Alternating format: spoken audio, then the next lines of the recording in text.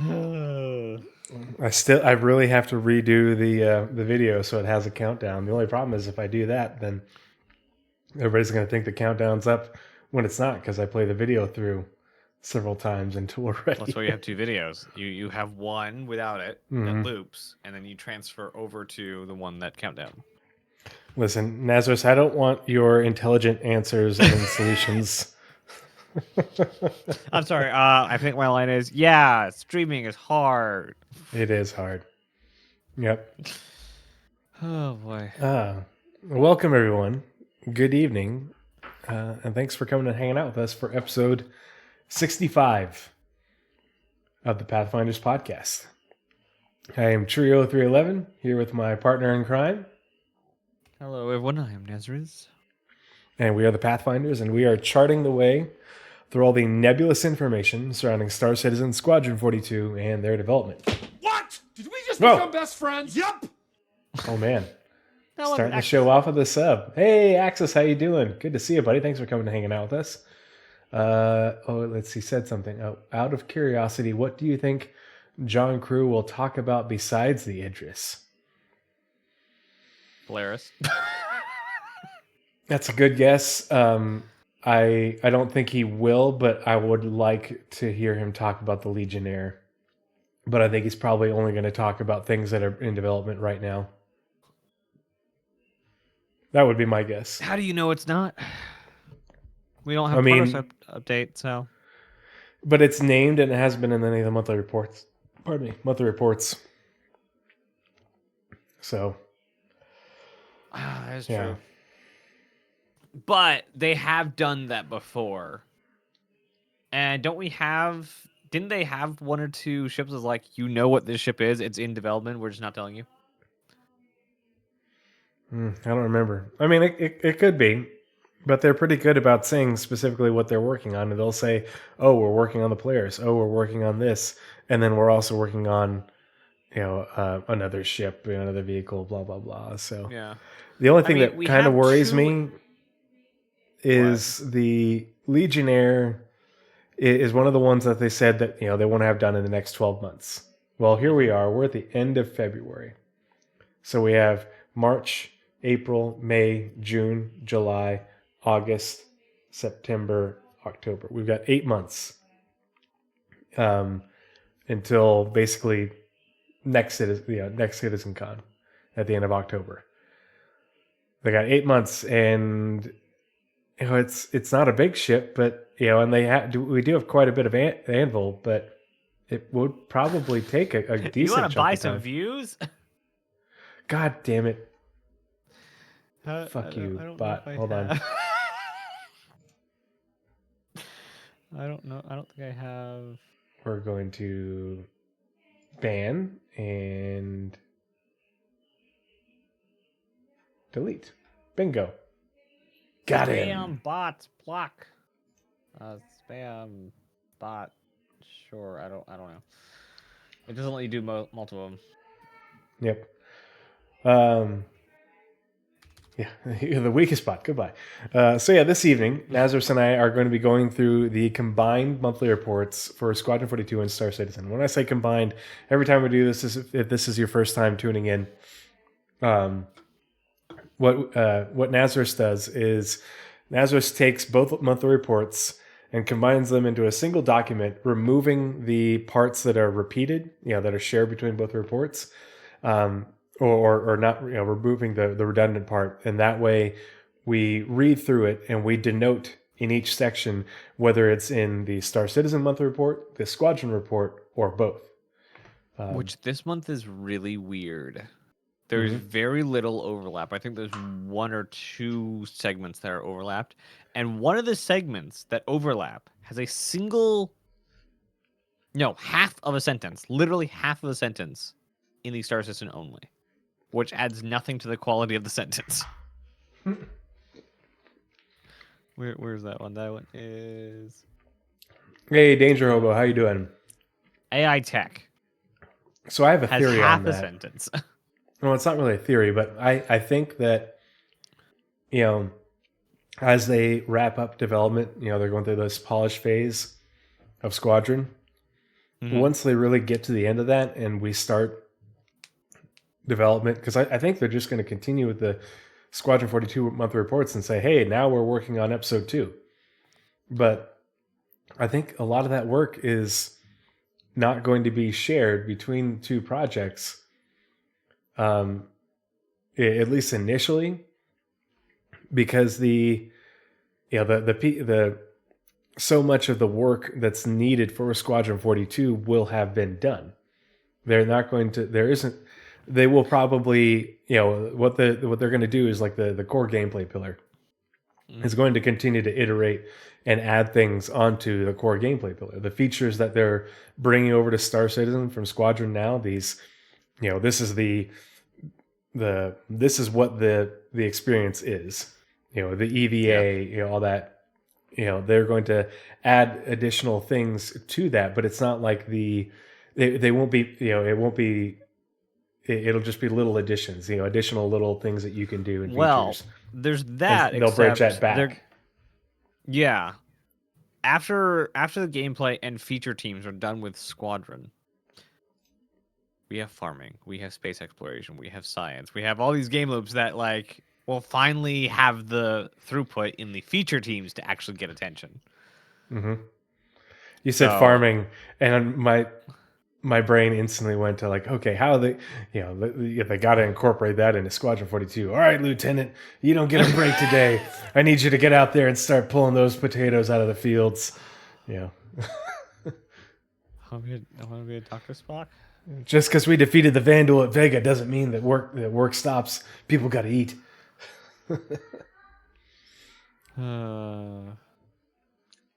Before we get started into the monthly reports. Hey, North End Trooper, good to see you. Hope you're doing well. It's been several weeks because I had to move, and oh my god, I hate moving. I'm going to die in this house. But my family is we are all moved in. I have 1.5 more loads in my truck of just random stuff that's in storage. But we're all moved in. We're still doing some unpacking. We're in the phase of hanging the things up on the walls to make the house look like a home. And my dad and I have been working hard in the garage to get all the storage racks hung up and my garage cabinets mounted. And today, my dad and I put together my shelf that's behind me over here. Actually. Can you see it if I turn this? Here, we'll turn it real quick. Twitch, you're broken. Go home. You can see part of the shelf over there. It's those are 81 millimeter mortar crates from the Vietnam War. That's how old they are. And I built them up onto a bookshelf. I made a shelf with them with, let's see. There we go. And back down. On steel pipe. So it looks really cool. But I've got my model. I've got the, I forgot to get that out of, that's why I'm missing. I've got Modern Galactica. I have the Rocinante. I have the Firefly. I have the Constellation and the little the Orc Mark X bobblehead. I've got the Concierge artwork that Victura did for me. I have a from Mass Effect, the Normandy. I've got the Normandy. What is it? Normandy V2 or something like that. I forget what the second one's called. I've got that up there. And then finally got everything all set up. And I was talking to Nazeris before because this afternoon I put my desk together and literally, remounted all my monitors, the lights, the microphone, everything's put back together. And I put everything back together. I was I planned on having to spend 2 or 3 hours of getting everything working again, because when you disconnect your computer and then you reconnect it for everything, nothing works. It doesn't go back. It worked. Everything worked, and not just on one computer. My main PC and my stream PC both just booted up working. Everything correct. It was a miracle. And I wish there was someone else here to see it and appreciate it. So yeah, that is finally life is almost back to normal. We'll be pretty much back to normal by the end of this week. But Nazeris and I haven't gotten to hang out. We haven't gotten to do a show in like a month. So how you been, buddy? What have you been up to?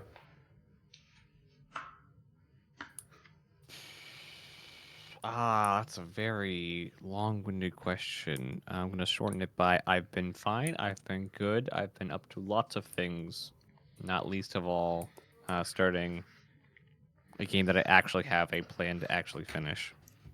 Do tell. Give me the elevator pitch. You've heard of Hard Space Shipbreaker, right? Oh, yes. It's that in reverse. Oh, putting the ship together. Yeah, so you and your crew, it's up to it's single player to 4-player co-op, and there will be a story mode, kind of like Galaxy on Fire or Everspace 2. So kind of a lighter story, and you're doing very simple tasks within that story. And basically, it's within that story, you and your crew are just trying to keep your ship held together and to upgrade it and do things with that. And then there's going to be a survival mode where you can just like exist in this environment and build better ship. But very much like the simpler aesthetics of something like Starbase or Hard Space Shipbreaker.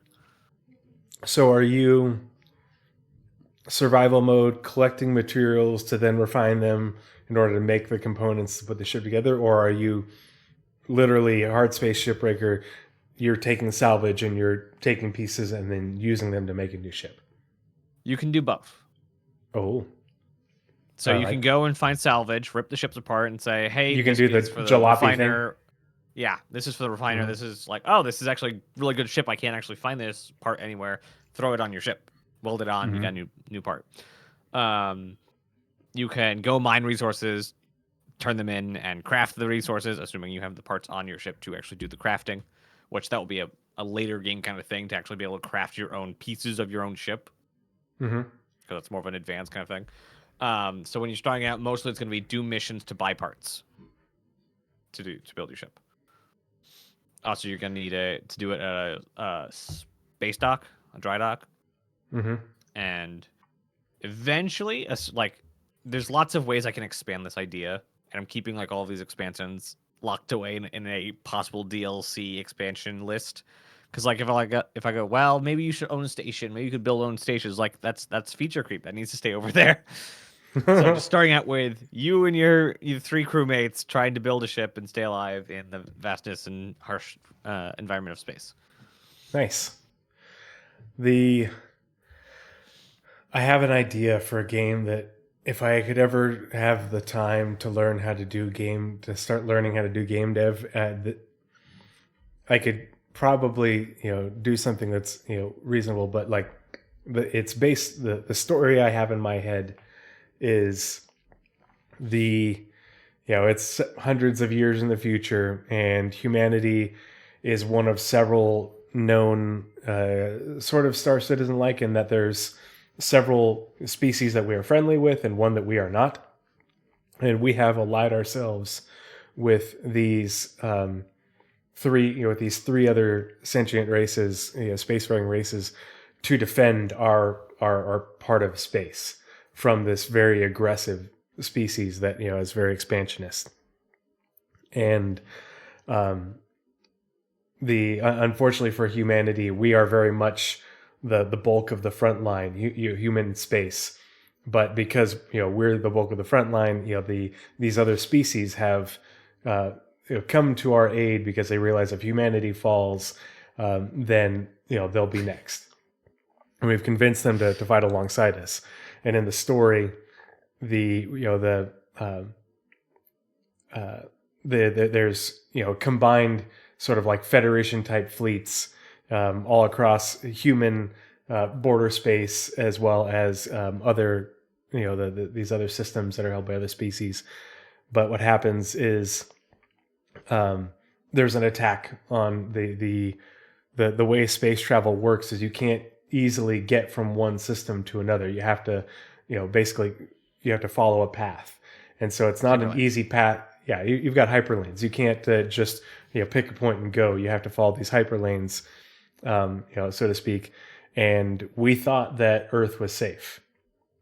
And yes, and it turns out that Earth was not safe. And we thought that Earth was safe. We didn't realize that there was essentially a back door into our home system.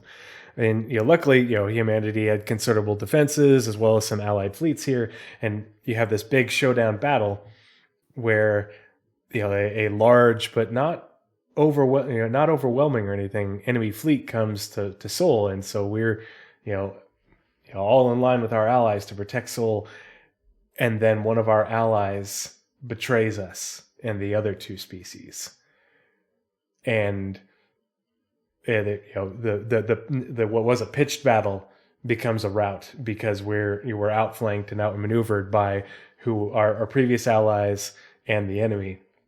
And so us and these other two species, the allied fleets that are there with us from the other two species, they tell us, like, hey, we've got to pull back. We're all going to be annihilated here if we don't pull back. You're going to have to cede Earth. And the leadership from the fleet, basically says, we're not going to give up Earth. We understand if you can't stay, save yourselves.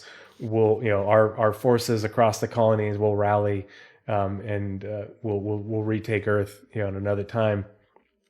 And so they basically, our fleet fights like a rear guard action. So the other, some parts of our fleet that aren't, basically like frontline combatants can escape along with these other allied species, and their allied fleets. And so basically the story is told from the point of view of a Marine colonel who's on a assault ship. And the only way you can open up these hyperlanes is via a device that requires an immense amount of power. So it can only be opened up by these, sort of super capital ships. So you need, like essentially in a carrier or a battleship, levels of power to open it up in order for smaller ships to traverse. You either need that or you need an actual gate established. And they took out the gate, at the other, hyperlane going out of Earth back, over towards our colonies. And so the only remaining ship that wasn't a heavy combatant, that's fighting this rearguard action, protecting Earth, is this Marine assault ship, this Marine carrier. And so the admiral who's in charge of the defense fleet tells this Marine colonel who's essentially in charge of this assault ship, here, take these escorts, and you need to go to the colonies and you need to rally the colonies, and these aliens to retake Earth. And the rest of the game is essentially you have your assault ship and like a couple small escorts, a frigate or two and some corvettes, and you've got some fighters and drop ships and ground troops, and you have to go around to these different systems doing jobs, doing contracts, doing whatever the governor of this place or the admiral who's in charge of this fleet or whatever needs in order to, because basically humanity is demoralized, and these other species are demoralized, and you have to you not only do you have to in order to get the resources you need from these star systems, you have to win their favors. And so basically everything is about my idea is that you would have to manage hope in order to and if you're not managing hope, you're losing systems, and you're not losing systems, but you're losing allies, because the game is you have a set amount of forces that you can call upon. But these forces are tied to geographic locations because it's the defense fleet for this system, which is a human defense fleet, and it's another fleet from this system, which is this species. And you have to go around and help them out, by hunting down pirates or, helping with natural disasters or quelling rebellions, these sorts of, some of it's going to be combatant, other things won't be, some things will be exploration, but you're building up hope with these forces to give them the courage to join with you and if you don't get up enough hope in enough places, these people won't get you or won't join you in that battle to retake Earth. So it's like a reverse roguelite almost. Mm-hmm. Does that make sense? It'd be really nice especially if you definitely had the timer. Mm-hmm. Like, hey, yeah, like you have like a month to get this crap together. Well, yeah, it's there's two hope meters. There's Earth and there's these individual systems on the map. And so you have like your star map, and then you can zoom into the system map, and then you can zoom into the planet level map or whatever individual location. And so the star map will show you that, okay, you have this much hope in these systems. And if you get above a certain threshold, then you get a cutscene saying, okay, we appreciate what you've done for us. We will join you at the Battle for Earth, on this date. But that date can fluctuate if you're not doing enough around the verse to show that you're rallying the troops. The people on Earth will lose hope, and if the people that lose hope on Earth, then they essentially they agree to slavery. If they're not resisting, they're not resisting the occupation anymore. And once they do that, then Earth is lost. And so if you're doing enough things around the universe, that information gets back to Earth somehow. But if you're just doing your own thing and you're searching out fame and money, what have you, or you want to be a warlord and everything, you run the risk of Earth losing hope, and then it's the end game. Does that make sense? Yeah, that's really cool.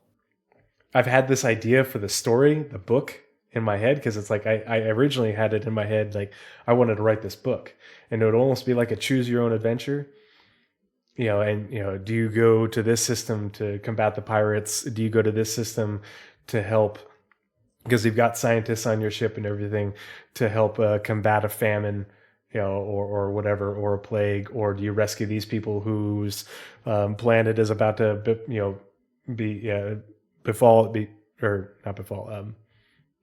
be beset by this natural disaster? All these different things. Yeah, and I was like, oh, you know what? I would really love to play this as a game, because it's kind of Star Wars. Fit in a lot of different genres. Like you could make an FPS where you're just kind of like going to these different maps and doing whatever it is there, and your spaceship is much like Helldivers is, except for the on ground is just different. So either you're a humanitarian, you're moving boxes, you're helping farmers out, you're actually fighting pirates or whatever. You could do a deck builder. You could do much more, combined arms. You are ground person and spaceship. You could technically build a version of this within the StarCraft 2 editor.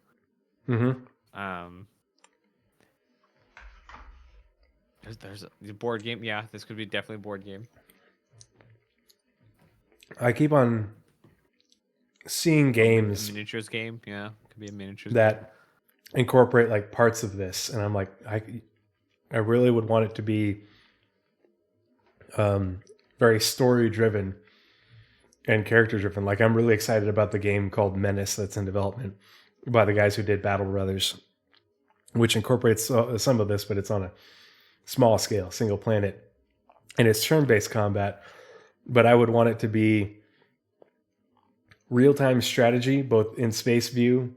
It's a mix of a little bit of 4X in terms of you've got the galaxy and you have to move forces around, but also RTS. And you'd have a very limited ability to recruit more troops for direct control.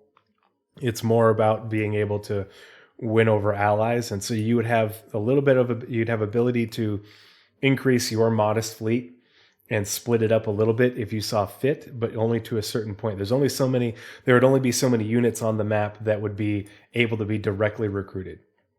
You wouldn't be able to go to this admiral who's in this system fleet and say, I've done enough for you. Now your whole fleet is under my control.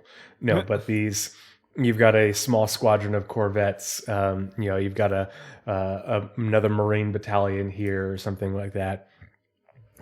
Those different things, and so you'd have limited ability to branch out and tackle more parts. So you have to pick and choose where you go and at what time.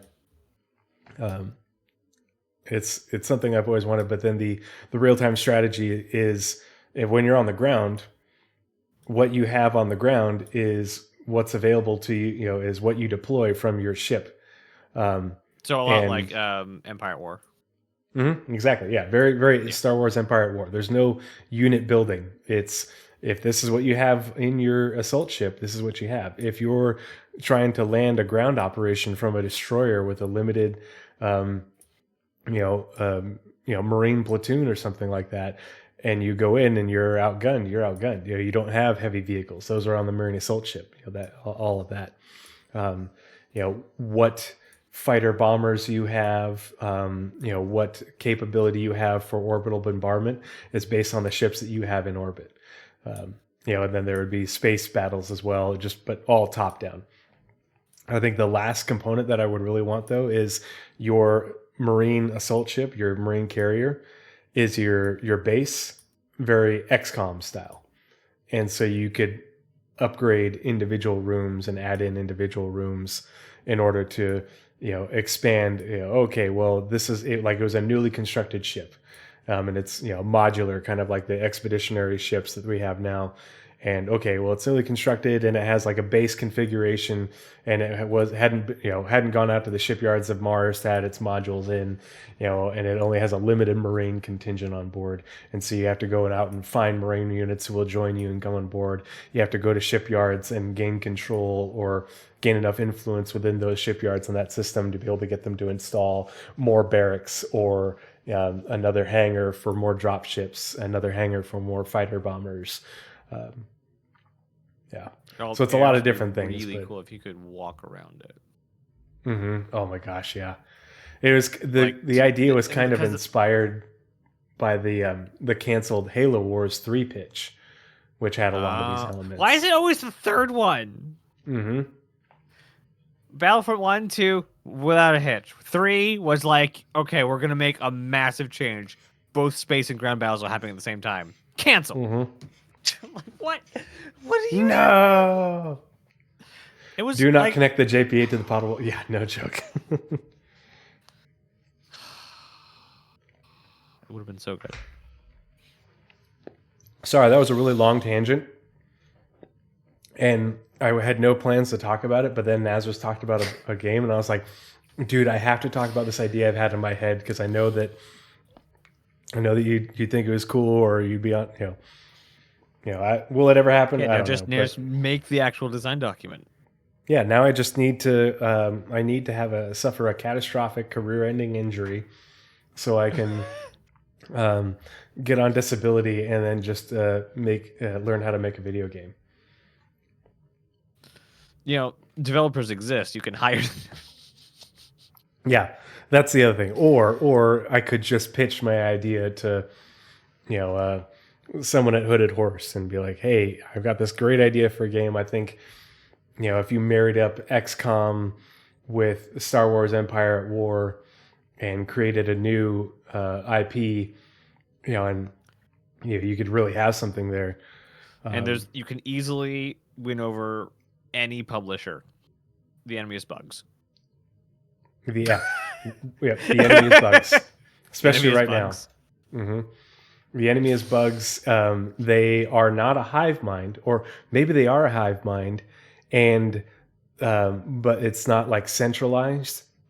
And one of I really like how the Zerg function in StarCraft because they're not Borg. They don't all share the same consciousness. They all are they are animals in their own right, but they all kind of get their commands through psionic hive mind. What Like, if you I had really one like that high structure. queen, but then she has like baronesses or like a that sort of equivalent Admiral that are kind of things. yeah they're queens in their own right for their own territory, and one of them is they are the ones that do like the negotiating and the diplomacy for the species, and lead the fleets and stuff like that. And one of them is the ones that got this other alien species to betray us and promised them that they basically told them, we won't wipe you out, we will just let you survive. That old, I'm and gonna kill everyone. Do you want to have a province? yeah. Gandalf running around the clear. Okay, we went on a really long tangent, but I had to get this idea out of my head, and I don't have anyone to talk to about it except for you guys. So I was like, well, now's the time. Yeah, I'm not kidding though. You need to write this down. It's here, but yeah, That you can't publish that. You can't. I will write it down when I have some free time at work here in the near future. I'll work on making an outline, and I'll share it with you on Google, and you can tell me what sucks and what doesn't. I can only go so far in what that, because like most design doc is until you actually like do something, you won't know. Mm-hmm. Like it's kind of like Fortnite. Fortnite's a great example of this. Fortnite said, we're a survival game like Minecraft, where there's a storm and zombies come out at night. We also have this other like arcadey game modes on the side. You can play like a cutesy battle royale with building mode and all this other stuff. You can trap like other players, and nobody played the story mode. Like, oh dang, we completely miscalculated, recalculating, and switched their entire company to Fortnite Battle Royale.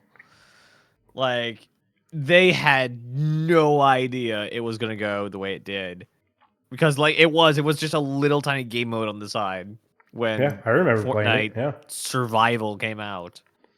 Like, wow, it's like a tower defense space game, kind of like was it Sanctum or something? Mm-hmm. So it's a wave-based tower defense game, survival mode. You can also do like a little PvP in there. And then like they launched the game. Oh, by the way, there's a battle royale attached to it. And nobody played the story mode. Yep. Everybody's all about the battle royale. And they just like they took it all the way, and now they're like 2 steps off of what I'm going to call a proper metaverse, which is having multiple games launch from a single 3D virtual world, which is the one they don't have. They have several games that you can now launch into from the Fortnite menu. So they have Lego Fortnite, but it's kind of like Lego Villages. They have a racing game with the base car, what are they called? Rocket League. They have a Rocket League racing game now, and of course they have Fortnite versions. So the only thing I think to where I'm gonna like give them the award for first metaverse is have a 3D spatial menu for all these 3 games. I could see it. I look forward to it. Let's get into the monthly reports, because we're like 40 minutes in, and all we've talked about is our hopes and dreams for game design. I have writing. Yeah. I'm gonna switch the screen and pull up the OneNote. What?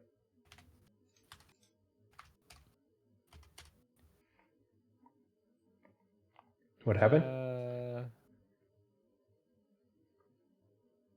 Of a creative work referring to itself or to the conventions of its genre, self-referential, the enterprise is inherently meta since it doesn't review movies. For example, it reviews the reviews who review movies. I don't think it means beyond. But sure. Yes! Monthly report. I can start off because headers. Yeah, we'll start with we'll just go through both headers, and then we'll It starts out after that on. And I only did the AI one pie chart content. because we literally only have we only have one shared paragraph. Okay, yeah, we'll do the header on the PU and then the header on Squadron 42, and that'll take me right into our first paragraph. All right. So PU monthly report, January 2024. Did I copy the wrong ones? No. We're just because we get the next months at the beginning of the next month. Got it. Okay, we're good. We're good. Everything's good here. January 2024. Welcome to January's PU monthly report. Our teams kicked off the new year strong by making significant progress in a variety of areas, including ships, locations, AI, and UI. And then on the squadron side, welcome to the January Squadron 42's to January's Squadron 42. Yep. No, there's going to be an S there. Squadron 42's development report enclosed. You will find details on the latest progress made across the campaign, including Arc on Station, hygiene behaviors, and capital ships. Thank you for your continued support of Squadron 42. Sincerely, CIG Communications. Alrighty. You get into the next one. I'm going to go get my coffee off the coffee pot.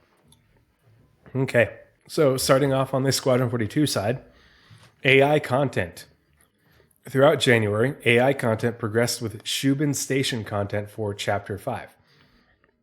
And so Shubin Station is the really gargantuan mining and refining station that we've seen in the Squadron 42 trailers. With a focus on the main hangar, security, tram stations A and B, social hub, and main bridge.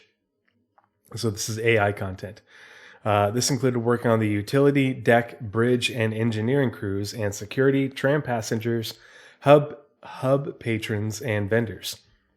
So lots of different behavior work. Pardon me. AI content also continued to focus on improving a variety of personal locations and lockers, specifically NPCs approaching lockers, changing out of their base outfits, entering cubicles to shower, and then returning to their lockers to get dressed again. And that's it for AI. Oh, and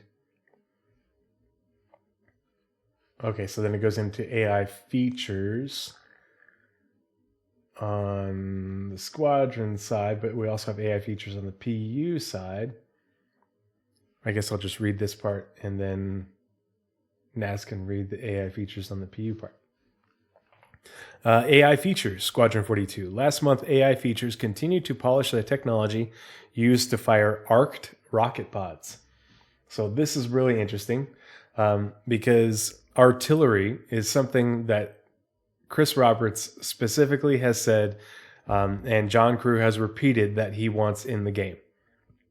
And so when they say arced rocket pods, I'm assuming that they're talking about like essentially an MLRS type system. Katyusha rocket, the fires rockets, they arc over like this and land. This system solves equations that have multiple variables, angle of throw and speed, and a range of solutions that need to be evaluated. On top of the arcing solution, collision checks must be performed, which repurposes existing technology created for grenades and other arced fire weapons. So like the grenade launcher. Yeah, HIMARS is another good example. Finer polish of behaviors and levels is currently underway to ensure the details of animations and systemic behaviors form a cohesive whole. It's kind of interesting to me that this is under AI features and they're continuing to polish the technology.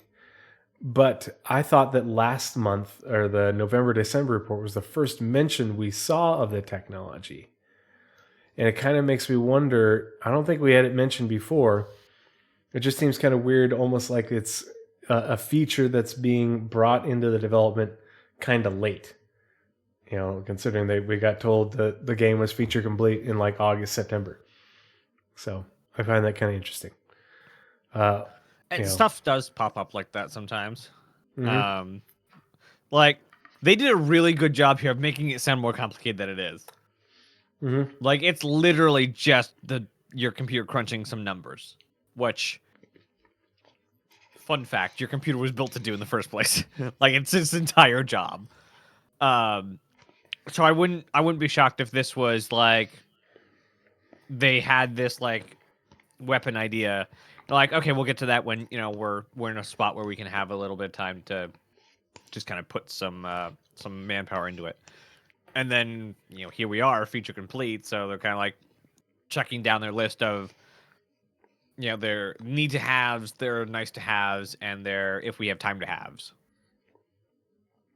Oh, And it's in the squadron report. I just realized I messed up the document because there's an AI feature bit in the wrong area. Well, there's 2 bits, but there's AI features on the PU side, and I figure you can just read that, and then we'll resume as normal. And you were getting coffee, so I kept going. The other thing I was thinking about where we at? Is if they're working on this tech, I wonder if one of the unannounced vehicles is, because they've talked about variants. An Atlas HIMARS? Yep. For Invictus launch week. I mean, okay, look. I love vehicles. I want there to be dozens more vehicles of all types. For some reason, the left hand of CIG says, we don't want to release ships without gameplay. The right hand says, more vehicles that do absolutely nothing. Or they do the thing. They do the thing that we have already, which is going to be replaced, and no one uses it. Like the Cutter Scout. It's like, well, scanning is in, but no one hardly uses scanning for anything. Like we have the most rudimentary version of it, so it's like, meh. But like, why have a ballista when you can have an Ares? Like, why would you like it? They are so useless. Mm-hmm. I know it's not equivalent with an Ares and a ballista. It's fine. But why would you have a ground vehicle that's just a worse version of a spaceship? It is. There's no justification for vehicles. But they keep making them! And they keep making new ones! They keep making, like, varieties of the Atlas. Like, I get the Cyclones, Ursas, and G12.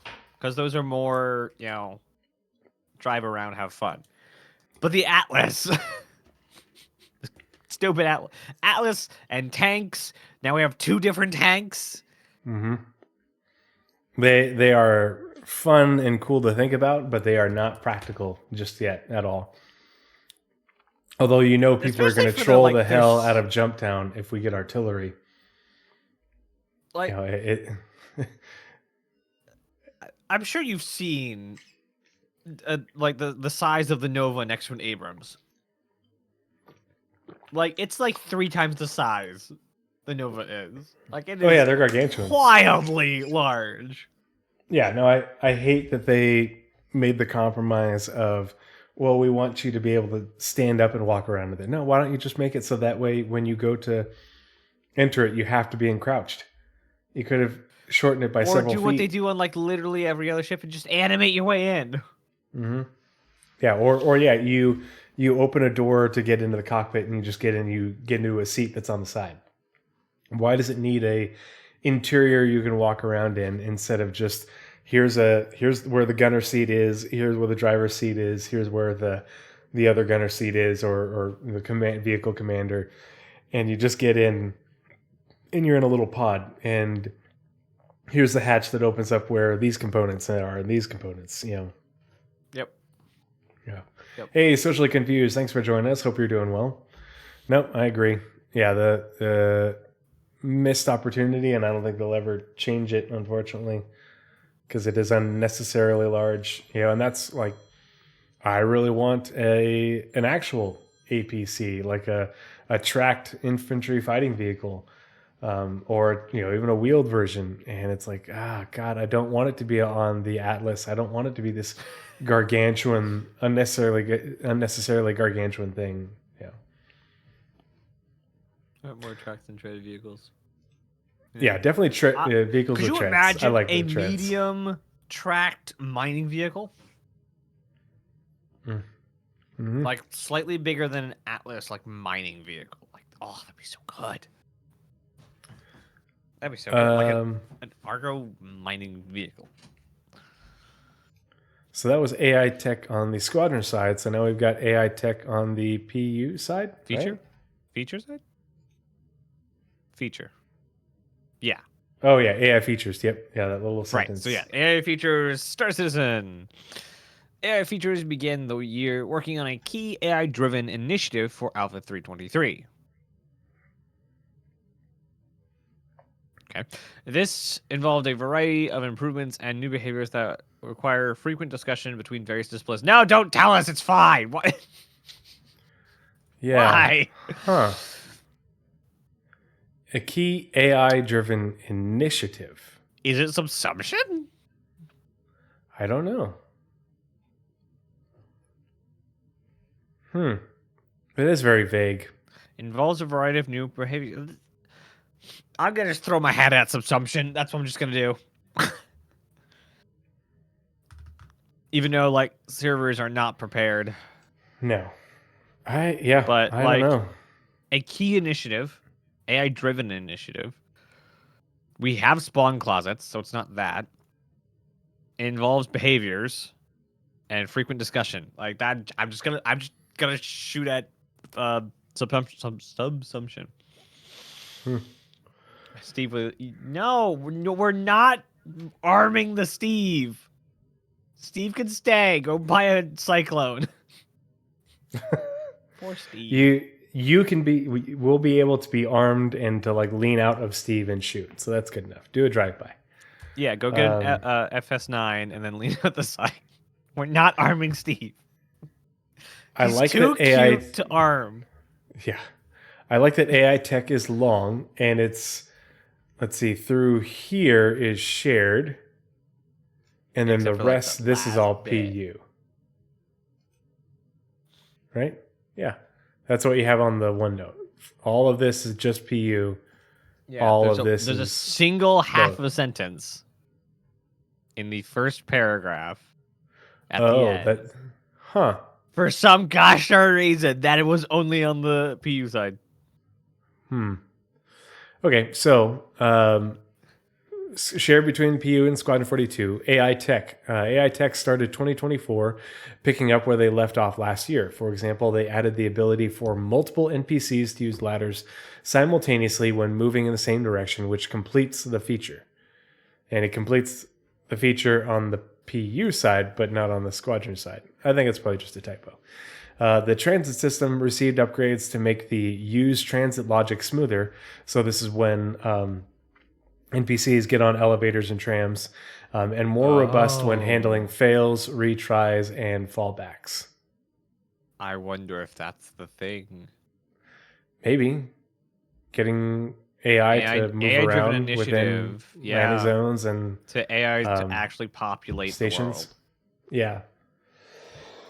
So that's something they've been like talking about. They've been working on for like 5 years now. Mm-hmm. Yeah, to actually not be stuck in the little room that they're in. They can actually transition from one to the other.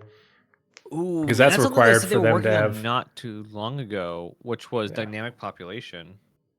Mm-hmm. Not that I can actually look up progress tracker stuff because progress tracker never updates because they're always in some form of transition and it's getting memeable. Like it's almost to the point of being the Star Citizen scam meme. It like with the progress tracker being in some form of planning or restructuring or recalibrating or there's a bug in it. Like it's just like if you don't want to update it, just say you don't want to update it and just archive it and move on. Like don't string us along.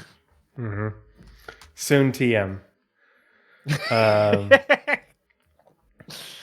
Let's see. For NPCs using elevators, the flow is improved to create a more efficient sequence. For example, characters won't be seen going back and forward anymore and will instead board the elevator directly, eliminating unnecessary waiting or interim positions. And that's it for the combined portion. That's both PU and Squadron 42, and from here on, it's all Star Citizen. The development of generating navigation mesh on planets continued, particularly close to the poles, to support outpost locations with NPCs. To achieve this, a new tile name system for planets was implemented, which translates position locations into terrain patch IDs for more accurate navigation around poles. So this is going to allow them to put locations at the poles of a planet that NPCs will be able to navigate. The other aspect of this work that they were doing, the server has to generate the navigation mesh when that part streams in. So it isn't there on every planet as soon as the server boots up. It's when someone goes into that object container and the server says, okay, I need to populate this area, and there's going to be NPCs here, so I need to generate the navigation mesh. And then when someone leaves and the NPCs despawn, essentially, the navigation mesh disappears. So essentially, it's almost like it's generated at runtime. So it needs to be performant, and that's something that they're doing. So because if the server, it won't be too as beholden on server tick rate to the point where like NPCs are waiting on the navigation mesh to be generated and are stuck at the ramp of the Cutlass and can't get out and walk because they can't see the ground is lava to them. Ninja asks near poles for nav mesh, so are they not using like MGRS for the engine? It sounds like they are now, but as a fallback for their runtime nav mesh. Runtime nav meshes are amazing because you can, put stuff in the way. Very heavy though. But all NPC navigation relies on a navigation mesh. The difference with Star Citizen to a lot of other projects, not all of the projects, navigation meshes are planetary surface. What about it? I mean, there's already nav meshes like baked into buildings and stuff like that. But this is just for generating a nav mesh on the surface of a planet. Yeah, anything that is too big to just bake it in. Mm-hmm. They'll just do it runtime because it's much more efficient. I imagine eventually we'll have this just running in buildings too because stuff will change. And building interiors are going to add millions of kilometers to the game. But I think the MGRS would be the fallback system that they were talking about with the... Where were we at? Yeah, I don't think I've ever seen them specifically say that, but that's what it sounds like. Achieve this new tile name system. Yeah, tile name system for planets that was implemented, which translates position to location data. So basically, it is a reference so that instead of trying to get the spot on the planet in relation to the actual mesh of the planet, because round things in computers are difficult, they have tile names now that they can reference the tile name, not the planetary poles. Mm-hmm. If you've ever seen the tools that they use for like the biomes and like essentially painting the planet, when they zoom in really close, you can see the individual tiles, and so those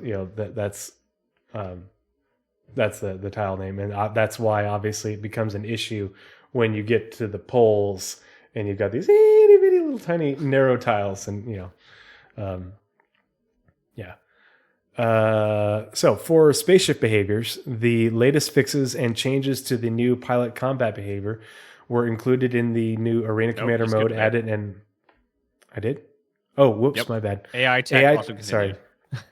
AI tech also continued to support the designers with additional functionalities and quality of life fixes for Apollo. That's the subsumption tool, not the ship. Yeah, this included the ability to delete functions directly from the multigraph view, enhancing clicking behavior when zoomed out far enough, improved menu options, and functionality to find shops and platforms. For spaceship behaviors, the latest fixes and changes to the new pilot combat behavior were included in the new Arena Commander mode added in 3.22. The team are currently developing a new data loading procedure for subsumption data. This will allow stricter requirements on the data so they can immediately identify issues. This functionality will be enabled as an additional step when submitting for validation. Alongside these highlights, AI Tech continued to support release builds and addressed numerous smaller improvements and bug fixes. And that's it for AI Tech. And now we're on to character art. AI Tech Squadron. Oh God, there's more. Gee, it keeps going. No, you also have core tech. And community. You have all the big ones. You have a mile of reading today. I'm gonna get dehydrated. All right, so AI Tech on the Squadron 42 Next time I do side. one, go get water. Yeah. AI Tech picked up where they left off last year, cleaning up them. Okay, this is what we already read. The transit system received upgrades to make the use transit login smooth. Oh, wait. Oh, they're different, but slightly different. Okay, never mind. Well, no, the Starfarer... There is more. That's why. So what? Oh, it's this paragraph down here. I see. Let me show you. Let me read you in, everyone, how I go about trying to find the ones that are similar. I look at the first few words and the last word. If they don't line up, I put it in. That's my algorithm.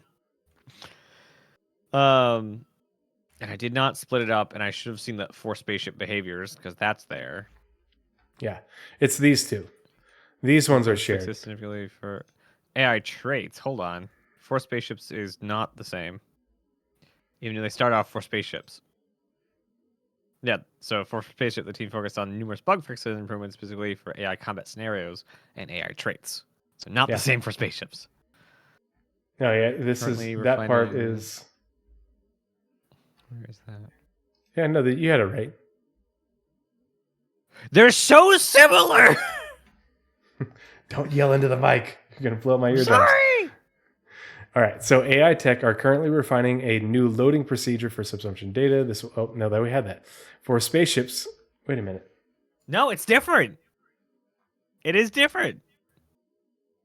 Even though, like the second, okay, after that it says this will allow strict. Yeah, so the sentence after that. I think they made copy paste errors when doing this. Stuff. Yeah, so it's just that first sentence in that one.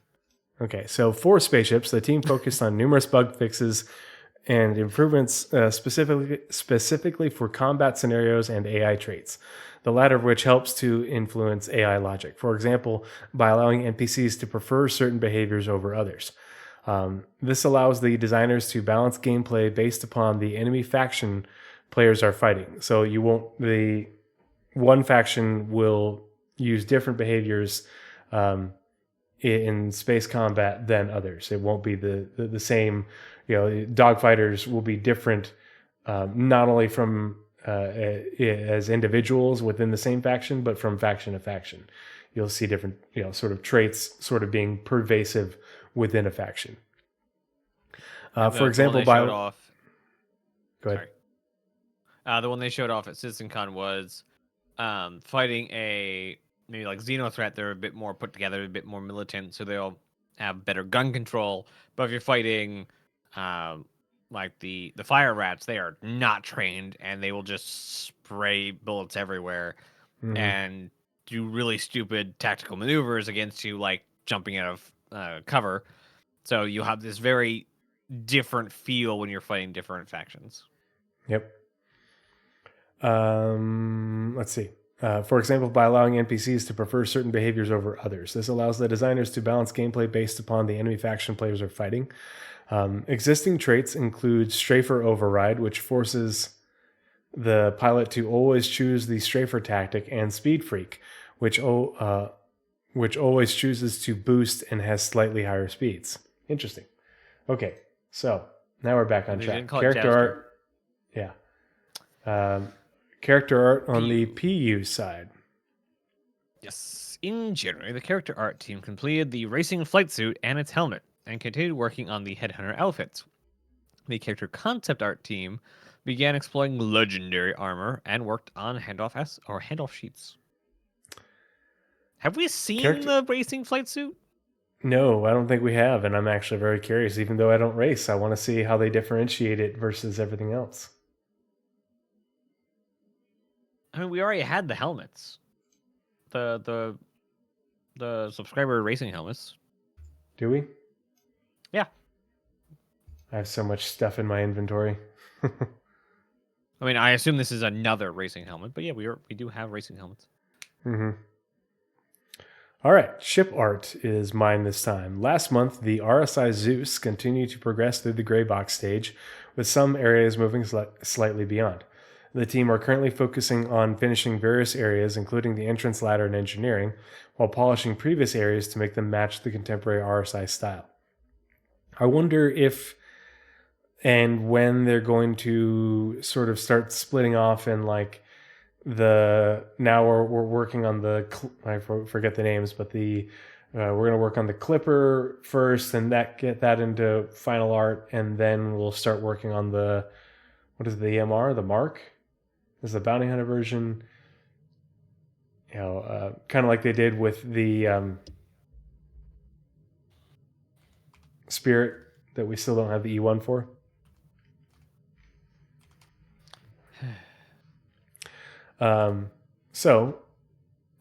Is ES while polishing previous areas to make them match the contemporary RSI style. A previously announced vehicle completed its Lot 0 phase, with the team also working on paints through January. Previously announced. Why are you saying previously announced and then not telling us what it is? That makes no sense. All right, chat, what do you think it is? ESMRCL. That's what they are. And then there's the racing one that made it into the concept art shots that didn't get named and announced. And everybody's like, wait a minute, why are there 4 of them? It was so weird. Like, why? Why'd you hold one back? I'm so confused. Mm-hmm. The BMM. Yeah, definitely not that. Yeah, I wonder what that is previously announced. What is... It's one of those Orange Rooms ones. Maybe it is the Legionnaire. Yeah, it could, there's not a lot of announced stuff that we don't know about right now. I mean, do they say Apollo somewhere else? No, and... Yeah, I mean... Apollo's currently underway. Yeah, we'd have to go back and look. And they don't say G12 here either, which is also in development. So it could be... Because it's LOD0, I doubt it's Legionnaire. Like, no way do they keep that under wraps for its entire development. It would have... Well, and we don't know if the Apollo was one of those... I don't think the Apollo was one of those orange ships. No, but they've been working on it since late last year. It's on the progress tracker. Oh, yeah. Yep. Yeah, you're right. They were supposed to be, but yeah. Well, and when they did that presentation, they said all of these ships and more. Yeah. So there could have been additional ships that were not in that presentation. I mean, if it's the Apollo, I'll be happy. If it's the Legionnaire, I'll be happy. I can't lose. Unless it's something else, then I can. Some areas have already made it through final content, and we hope to be completing hands-off in a couple of weeks before moving on to additional promised content work. What kind of sentence is that? Additional promised content work? Oh, yeah. More Orange Room stuff. More stuff. Mm-hmm. Yeah, that everything is Orange Rooms. Ships. The RSI Polaris is currently in gray box. Hell yes, so excited. With module pieces done for the lifts, habs, corridors, and hangars. And I think that there's no way in hell we're going to see it for Invictus Launch Week as much as I want to. I was about to say the same thing. Not even close. It's in mid gray box, not late gray box. If it's in late gray box, maybe. They'll use it for the gameplay demo at CitizenCon. They're gonna demonstrate. It's that far off. I think we're 6 months off. I don't think we're 12 months off or 8. Well, I don't think that's not that. Yeah, 8 months. CitizenCon, 8 months. You know, I'd love to see it though, in the engineering engineering. What's it called? Arena commander mode. Yep. Yeah, it's going to be our first capital ship built from the ground up with resource management and all that other stuff in mind. But I don't think we're going to see it until CitizenCon. And I think they're going to use it to demo stuff at CitizenCon. Like whatever that patch is, that's going to be the Polaris patch. And that's what I'm going to call it. I'm christening it that right now. The CitizenCon patch will be the Polaris patch. You heard it here first, folks. 5 years. When was the only other capital ship that's in the game? And I have a very strict is the 890, yeah. Yep. The Carrack and the Hammerhead don't count. They are subcapital. I don't care what anyone else says. This is my headcanon. You can't change it. Does it require a capital size hangar? You can put a Porsche engine on a bicycle. Doesn't make it a Porsche. Yeah. Yeah, the 890 has capital class components, and it requires a capital class hangar. So ipso facto. Anyway. An unannounced ship progressed well, receiving an updated lighting pass. So here's the thing. An unannounced ship progressed well, receiving an updated lighting pass, including palms. I forgot what palms is. It's something materials, I thought. To meet the current visual. Yeah, to meet the current visual standard. 3 different lighting states, standardized headlights, geo updates, and glows in the thrusters. It also received a material refactor and other updates. So this is a ship that was already developed, and they didn't release it for whatever reason. That's the way I read this, that, hey, we got done making this ship or very nearly done, and we held on to it because of X. And now that we're getting ready to release it because of, I don't know, its gameplay or something like that, we needed to go back and update it to the current standard.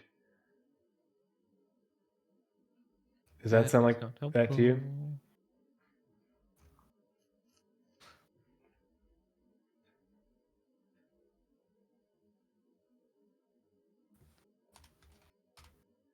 Am I crazy? I mean, is that's the way it reads to me? I'm rabbit holing over here. An unannounced ship progress while receiving updating lighting path, including palms to meet current visual standard. This isn't Star Citizen. Different lighting states.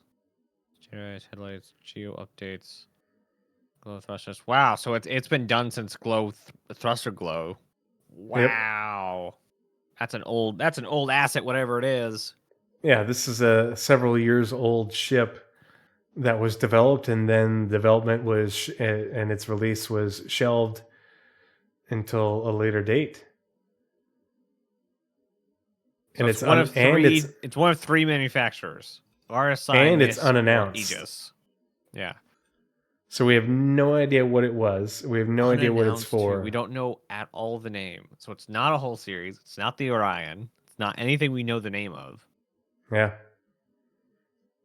Well, this will be interesting. Because if it's this far, if they're doing it right now and it's this far along, I'm willing to bet they're doing it in order to get ready to release it. But we'll probably get a release sale with 323. And then Invictus launch week will be a month late, 5-6 weeks later. I don't know, it just depends on when 323 launches, but yeah. It developed for Squadron 42? Question mark? What? What's the question here? Oh, was this ship developed for Squadron 42? If it's in the Star Citizen update, it's possible, but I would imagine they kept pretty good taps on their Squadron ships, and kept them up to date. They've said the ship team is pretty done with Squadron ships. Yeah, maybe. So maybe it is a medium salvager. Who knows? Maybe they got started building it, or I don't know. I got nothing. Yeah, that's a fun one. When we get an unannounced ship releasing in April and or May, I will remember this, and I will ask Jake and be like, hey, Jake, was this? And they will say yes or no. So this is a big piece, of course, down here at the end. Finally, for ship art, gold standard work on the Aegis Retaliator began. Now, this is the second round of gold standard work. Because they did a gold standard pass on the Aegis Retaliator for Squadron 42 like in 2020, years ago. And so here they are again. But the Retaliator was one of the ships in the presentation with all the gold ships. And so they're doing the gold standard pass to get ready for releasing the Retaliator base, and maybe with it modularity and its modules for sale. And seeing as this is the January report, and we've got Invictus Launch Week coming up, Retaliator base gold releasing on Invictus Launch Week with modularity and its modules for sale. Would the Retaliator base be a new ship, or would it be available in game? Because we've had the Retaliator. It's a different ship. So we're gonna have to wait till whatever's after 323 to buy it in game. Probably, which is dumb, but yes. You see where I'm going? Okay. Yeah. Did we talk about the previous one, the two variants? Socially confused. There is no medical option for the Retaliator. If you're talking about that, yet, but there's nothing announced. If you're talking about that, those pictures that have been floating around the internet for years, that was basically an interview test that a ship artist did. They said, "Hey, we want you to do something to one of our ships to show off your work," and that's what they did. Is they made a medical module for the Retaliator. I have not seen it. Not a real thing though. Maybe it will be, but it isn't as of now. Actually, it was mentioned in an official in the IAE one of the years. A year ago, IAE 2952, wherever the red one was, says about this vehicle: modular gunship suited to a wide variety of dangerous tasks. Room options include cargo, dropship, medical, and living quarter variations. Oh, maybe they did end up deciding to do it, because it wasn't one of the ones that was originally concepted with it. Yeah, it was not the original ones. And if you go to the ArtStation page that the images are hosted on, it says that the guy did it as an art test during his interview process. So, yeah. It looks so adorable. Oh, I love it. Wow. It's so clean. Oh, yeah. That's about to try and steal my heart away from my RSI ships. That's dangerous. It's so cool looking. Interesting. Yeah, that's the first I've seen of that. Also like the new elevators in this one. Though, the tripping hazard of that stupid docking collar, it's kind of intense. But that's not there anymore. They moved the... It's not? Yeah, when they did the gold standard update for the Retaliator years ago for Squadron, they moved the docking collars to the side. Or there's a docking collar on one side and there's a lift on the other. They talked about... Yeah, they went in depth into it with the around the verse. That's right. Yeah. Dang. I cannot wait for this gold pass. This ship was going to be like, oh my god, I just found original concept work for it. Yeah. Remember when the Idris used to look like a very bloated, overfed Retaliator? With I have legs. I have the original giant mouse pad with the OG Idris on it, the Aegis one. Sitting here on my desk with the OG Idris, the OG Retaliator, and the original Avenger Titan. It needs to be washed. all of the ships with like the weird spindly legs that like couldn't hold up a cricket. Yep. That's great. That's great. Let's see. Okay, so I that's really ship hope this art. comes in Invictus now. Jeez. Yeah. Fingers crossed. That's my prediction. You heard it here first. Maybe. I don't know. Maybe you heard it somewhere else. It's the first time I've heard it. All right. Animation. PU. You. Animation. Yeah. Isn't that? Or no, weapon art. Where's... Also, where is animation? Oh, here we go. Weapon art. Animation's on the squadron side, I think. Okay. I looked over at your screen. It was blue. I'm like, okay, he's not on the squadron one because it's blue. But on the website, they're both blue. Because when you get the email, the squadron is yellow or green-ish. I think that I don't like Tally will get a 10% price increase across both the base and the bomber when it goes gold standard and releases with modularity. Oh, it's also probably going to have resource management. Mm-hmm. All right, so where are we at? Art weapons? Yep. 2 sentences? Gosh dang it, you're stealing all the ones that have more than 2 sentences. Oh my January god, why do I have to do all the work? January saw the weapon team redesigning the changing and dimensions of weapon optics. Improvements were also made on the FPS weapon wear maps. Various animations were fixed for ship weapons. Basically, a polished pass over weapons and continued work on the scopes, which I believe are in 323. Yeah. They're in 323.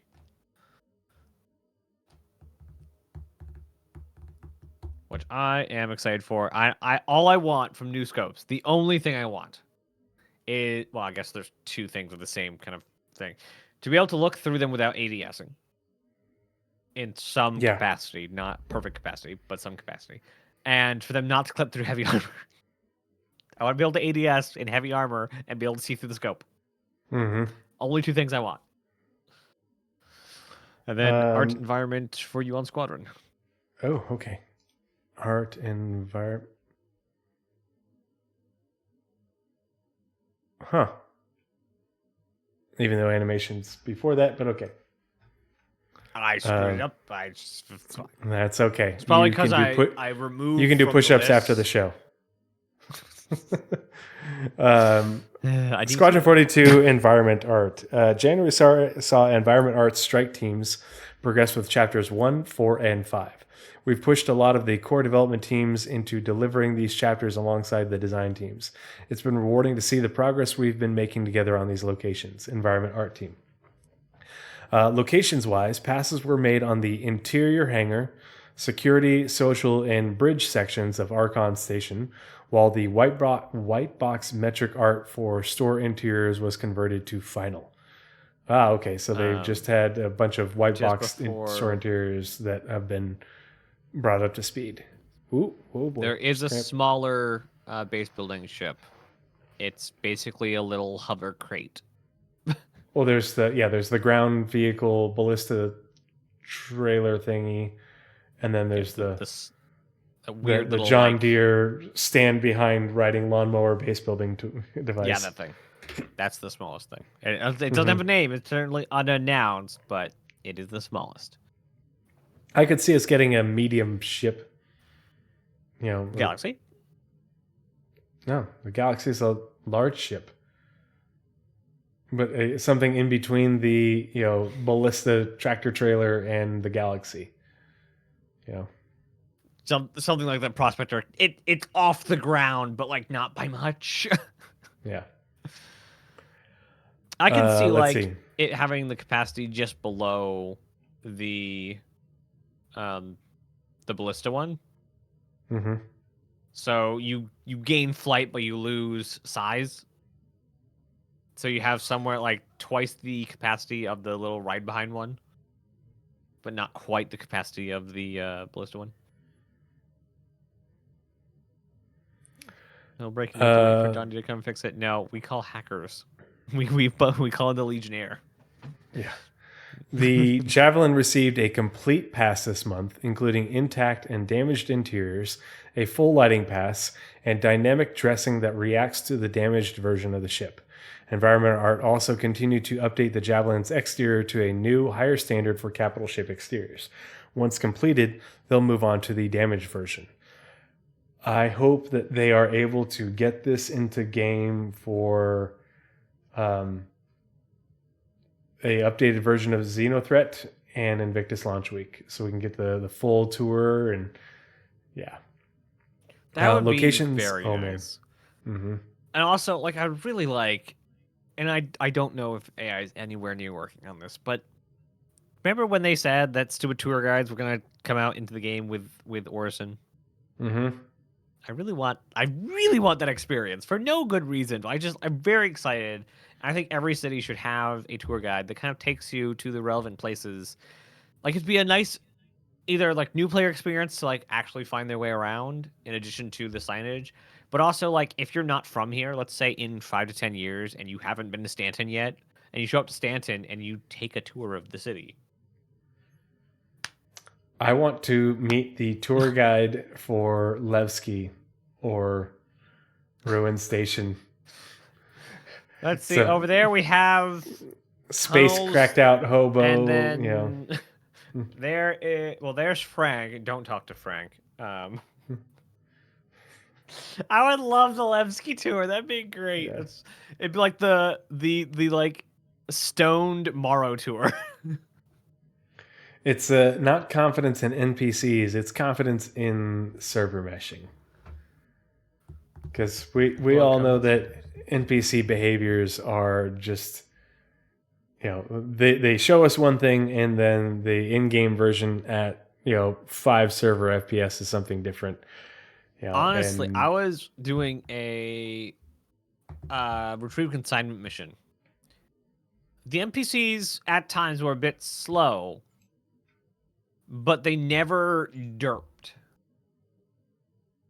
So, and they weren't even that slow. It was a pretty good server too. I put like pretty active server. But I would like come around a corner. There's 5 guys standing there. I'm like, never mind. And like a couple, like 2 seconds later, they'd figure out and they'd start their voice lines and they start searching. Like it had a bit of hangs, but like they were doing their job. They were doing the patrols. They were like actually doing all the things they needed to do, and they were pretty good. And I died like 3 times trying to do a single mission. I still didn't finish the mission because how consignment works is it ramps up the difficulty, and I was just stuck on level 3, just like I have no weapons. I have 0 bullets.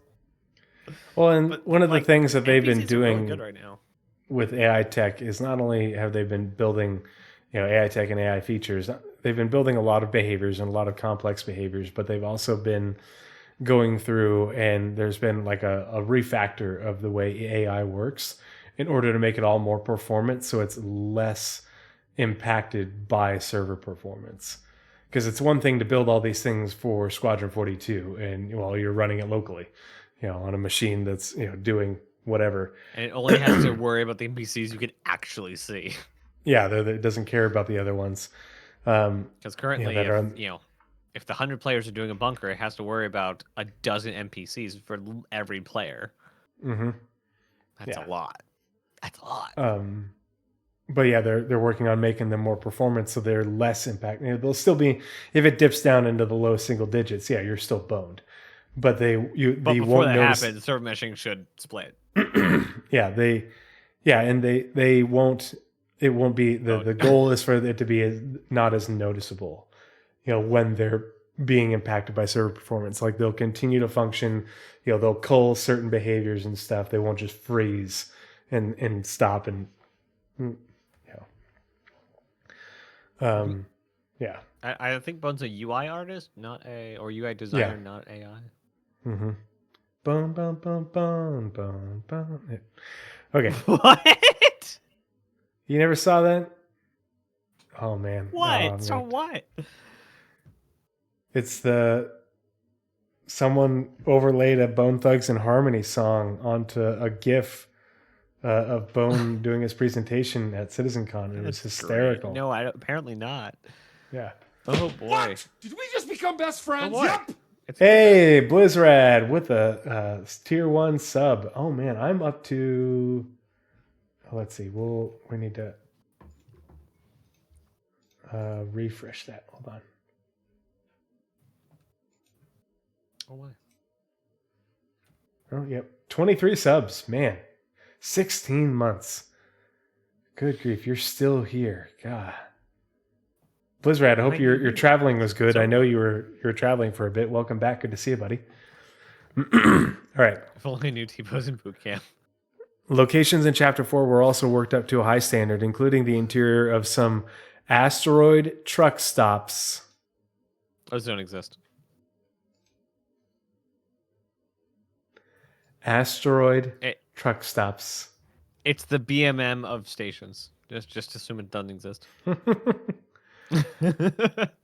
No, I read that too, and that's asteroid facilities. Cool. I need to screenshot this and get that image from CitizenCon.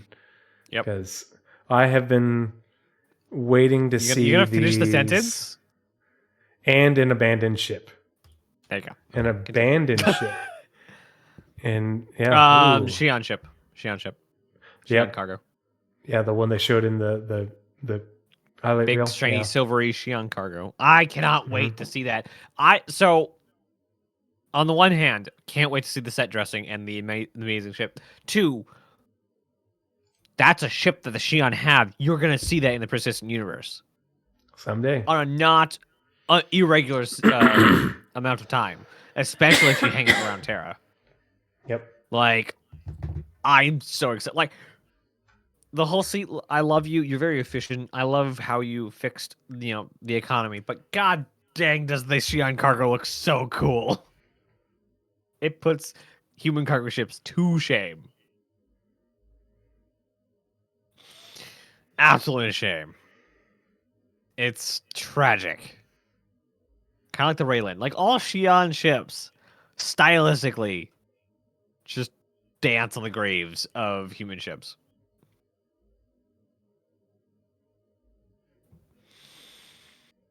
It's terrible. Finally, for environment art, the Odin system was updated with a new sun nebula that can be seen during downtime. Oh, that'll be really cool. Looking forward to seeing that. Not during uptime? So many cool teasers.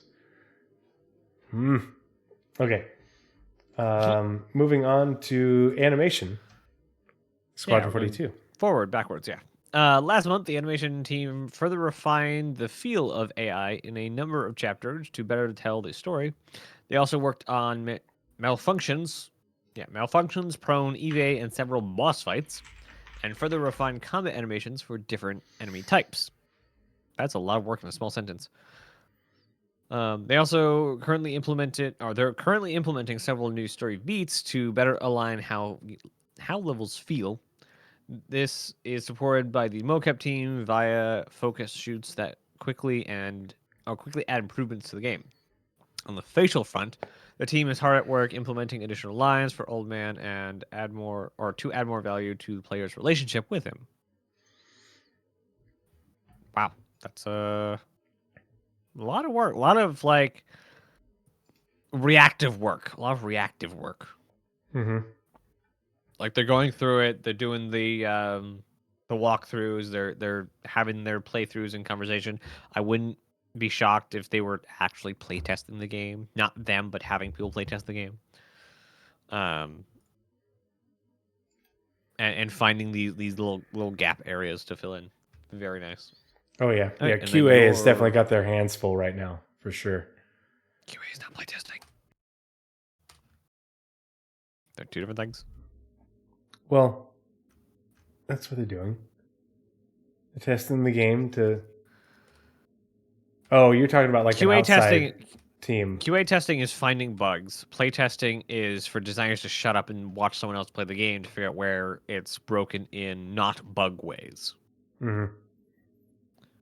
Something Valve does religiously at the end of every week.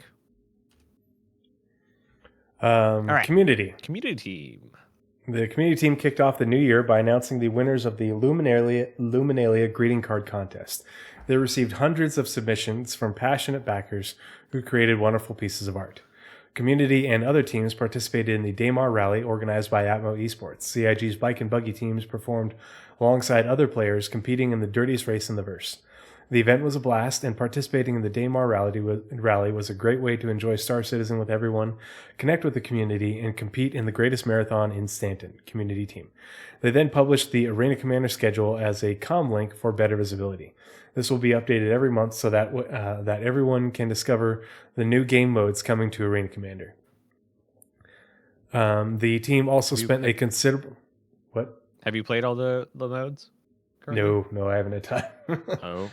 I have all the badges in all the modes right now. Badges? We don't need no stinking badges. I walked in that one. Yeah, but I've been able to get into every game mode at least to get top 3 to get all the badges. Good work. We just need players to have a sash that they can wear.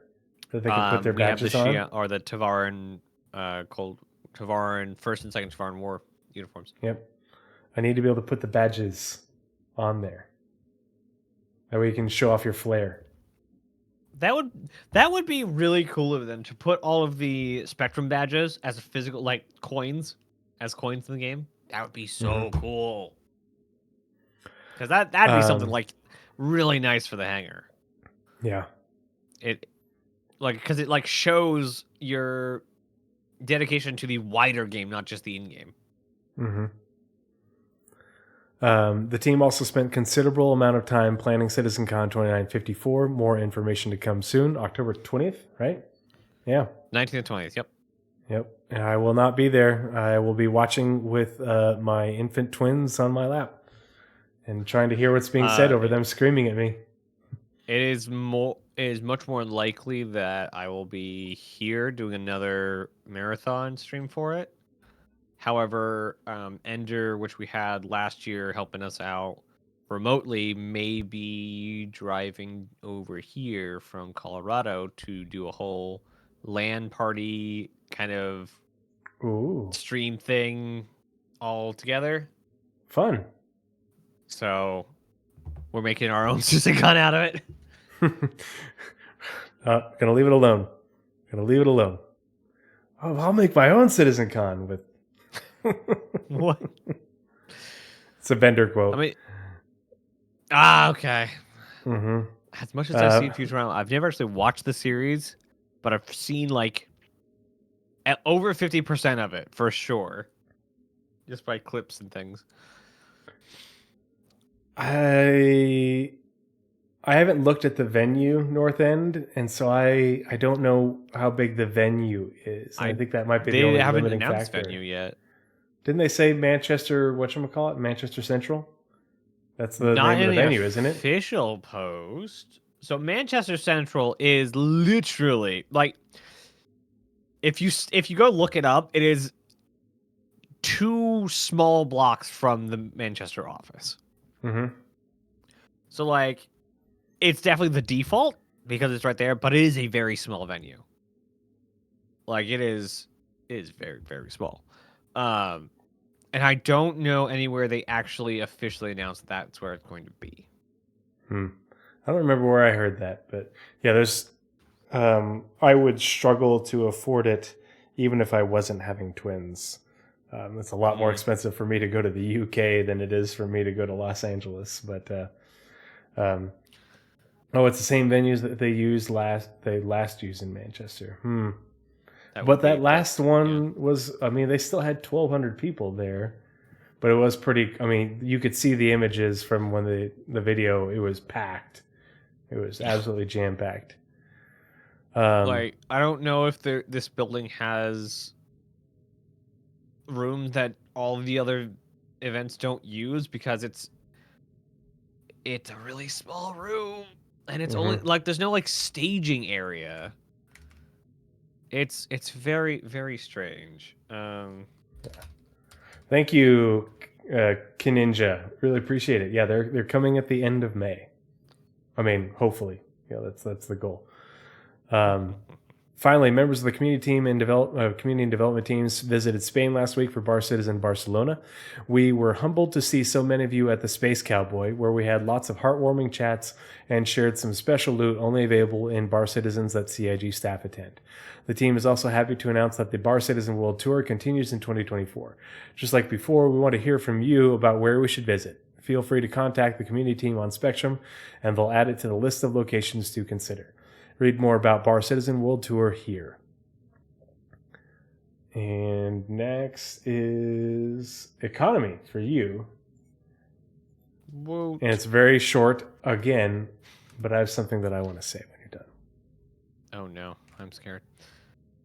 Economy, and I think it's mostly because they're in that ramping section, to where like they're getting into their groove and seeing all the things they need to see before they like start really twisting the levers. Last month, the economy team completed a balance pass on UEC prices. Don't read too much into that. They mean AUEC. It's fine. Prices of FPS weapons. They are currently looking into the impact of structural salvage on the in-game economy. They're like also their directive, I almost guarantee, is get this game ready for release. As far as economy balance. Because it is coming in hot. Like there is probably somebody, Chris Roberts, in the company that says we want to release the 1.0 at the same time we release Squadron. And that's how I've been kind of looking at all the news of Star Citizen. Is how fast can we get to a 1.0, and how close can we make it to Squadron's release? I would say beta, not 1.0, but yeah. This is Chris Roberts. His timelines are terrible. Yeah. I think he's trying to get the game to 1.0 with Squadron. Which, it makes sense. It just beta, depends like, on what beta and 1.0 is. Like, if we're talking about what... If they can go into beta and say... Because I say 1.0 is the mythical release of 5 to 10 star systems. And I don't think that's going to happen. Between now and one Squadron. They've said they're not doing that. They've said it's a live game. We're just going to continue developing. No.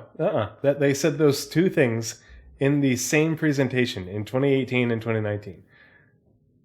Yeah, but since then they've said we're just going to continue developing it. We're not going to like. There is no launch. There is the next update. Yeah, there's no launch, but they've just said what release is they will consider it released. And then they'll add more star systems, add more features and everything. But release is, the base game mechanics, and then the base game tech, which is server meshing, the absolute functionality of the game. But with that, they wanted to include 5 to 10 star systems, and they've been repeating that for years. It's a pretty consistent thing. So I don't know. I don't subscribe to the idea that they've been making years. Yeah. But they haven't not said that, and yeah, that's true. That's very true. Yeah, but I don't subscribe to the idea of they've been working on star systems in the background and hiding it from us. Like, no, these star systems are the Squadron ones for sure, but yeah, not like Nyx is not done, Magnus is not done, Castra's not done. Yeah. They have demo versions of all of them, or well, some of them. Like they have enough to do the Invictus trailer for Castra. They only have concept art of Magnus. Anyway, if they can come out and say beta is the last wipe, and we're gonna keep the beta wipe and just roll with it, then I think beta and release is irrelevant terminology. Yeah,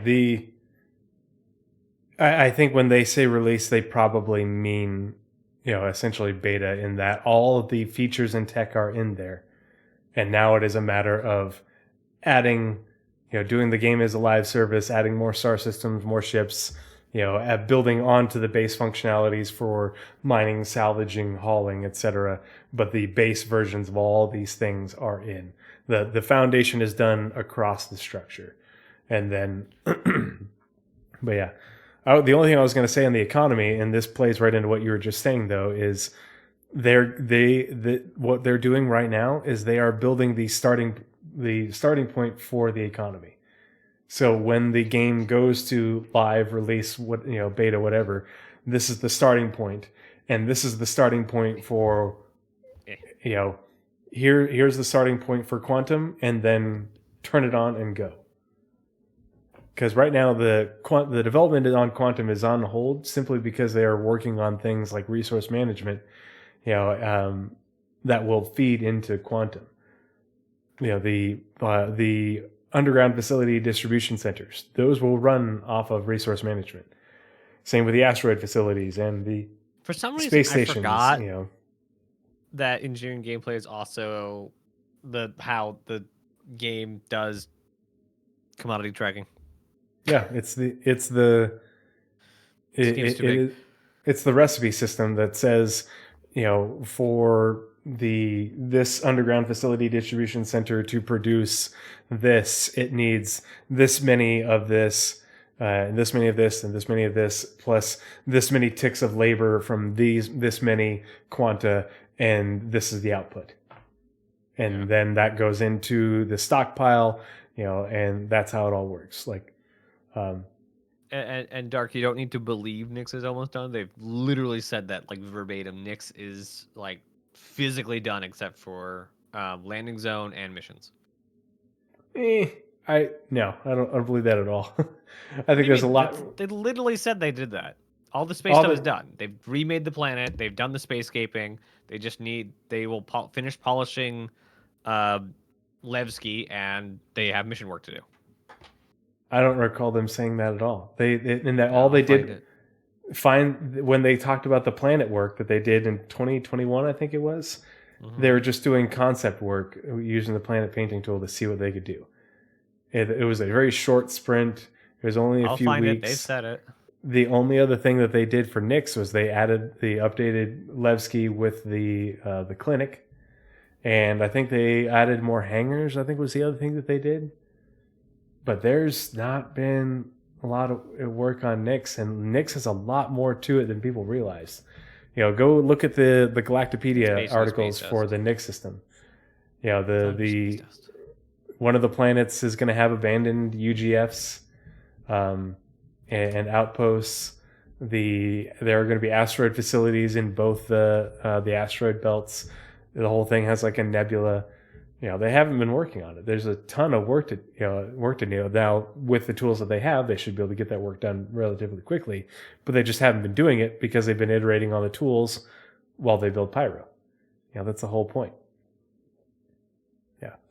I'm glad that they are doing this economy work. I just don't think people realize that this is them setting the groundwork for the starting point of the economy, and essentially this is the sort of baseline that the economy will fluctuate around, if that makes sense. This core gameplay. Yeah, they did. They did planet content for Nyx. This one is summer 21. They were showing off new rocks for Nyx. Yep. Yeah, they did a little bit, and the concept art is in the subscriber vault. And you can see how long the sprint was on the progress tracker. He's short. They showed us the work in ISC, but it was just basically concepting the planets, with new biome stuff and, using the latest version of their planet painting tools.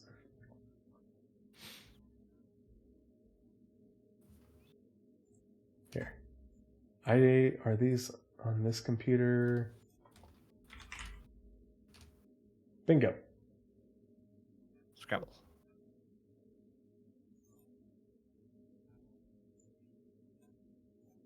I have them saved in. These are the images that are in the subscriber vault. That looks awfully green.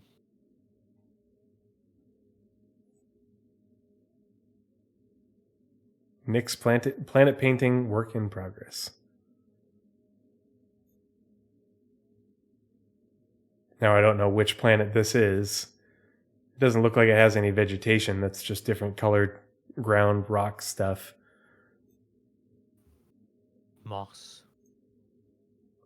I'm pretty sure this might be just a different biome or a different planet altogether. 52 weeks with the hospital being built.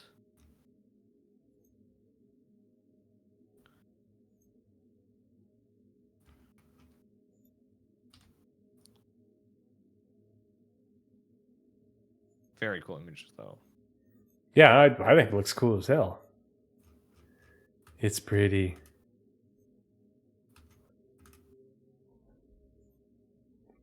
Okay, so now we have to.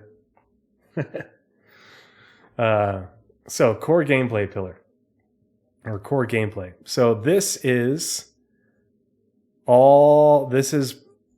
coming about after their restructuring post Squadron 42 going content complete. This is the core gameplay pillar. The teams that were moved over in fall of 2021, they're moved over to Squadron 42, focus on the Squadron 42. This is all of them being combined now that they're back on the PU side, being focused on the PU side. And so now the majority of this work is talking about them. A lot of it is them talking about them implementing things that they worked on for Squadron into the PU, as well as getting to work on other initiatives for the PU. So this is going to be a long one. Core gameplay. To amplify efforts, the character, vehicle, gameplay, and arena commander sections are no longer separate, as the gameplay features team was reorganized toward the end of last year, including teams from Squadron 42, the PU, and arena commander, to operate as one unified core gameplay pillar. As such, their progress will be reported under the core gameplay pillar moving forward. Last month, the core gameplay teams continued porting over some of the Squadron 42 features seen at CitizenCon to the PU, which included making many features multiplayer compatible. Well, I just said that. The porting efforts and remaining code work on recoil improvements and dynamic crosshair were completed and refined to give players the best experience possible. EVA was also ported over and now has more intuitive strafing behavior and multiplayer support. So 323 work. For player interaction improvements, again 323, the team fixed various bugs. They're currently making sure that the interaction prompt, default actions, and control hints all work together to make it clear what will happen when players interact with something. Master modes testing and refinement is ongoing too, with several successful playtests and rounds of positive feedback. The resource network and life support features, 4.0, were further developed, the devs scoping out the remaining work needed for feature release and clearing important tech debt. They also continue to work on jump point gameplay, including the procedurally generated tunnels and flow of entering the jump points. If you remember the podcast that Nazeris and I did looking at the first ISC of the new year or SEL of the new year, and then the last ISC of last year, and comparing the differences and seeing what they talked about in regards to 4.0, here we are. They're talking about jump point gameplay, which is something Jared mentioned specifically, functioning jump points as part of 4.0. I'm not going to rant too much. Go for it. You deserve it. But you've earned it. This is what they were talking about by the disconnection of jump points and server meshing, back in meshing together, part 1, that we never got the student part 2 of, because you all, the community, decide to light up and start fires. This is what they were talking about. The gameplay team was focusing on the jump point gameplay, and the server team was working on the servers. This was not menu launching into Pyro. Mm-hmm. Okay, I'm done. No, it's a point well made, because that was the thing. I'm pretty sure we talked about. I wanted that second episode. It was going to be so good. I wanted to know. I still want it. I'm not done wanting it. He has the footage. I guarantee he has the footage. There's still time. I really wish that subscribers could get unaired episodes of Around the Verse, and though I don't know if they did any Around the Verse unaired episodes because they were kind of just whatever cringy thing they did that week. But I guarantee there are unaired SCLs or ISCs. Like Jared even mentioned one this last week, that something did not work as intended, and I there should be a bloopers / unaired because reasons, and there should be giant warnings like, hey, this didn't air because it was not to par, it did not do what we wanted it to do, there's misinformation within this thing. Mm-hmm. Like, and then give it to the subscribers, mainly me, so I can watch it. So this part's interesting. They also continue to work on jump point gameplay, including the procedurally generated tunnels and flow of entering the jump points. So the tunnels themselves are procedurally generated. They don't have to handcraft all these different jump point tunnels.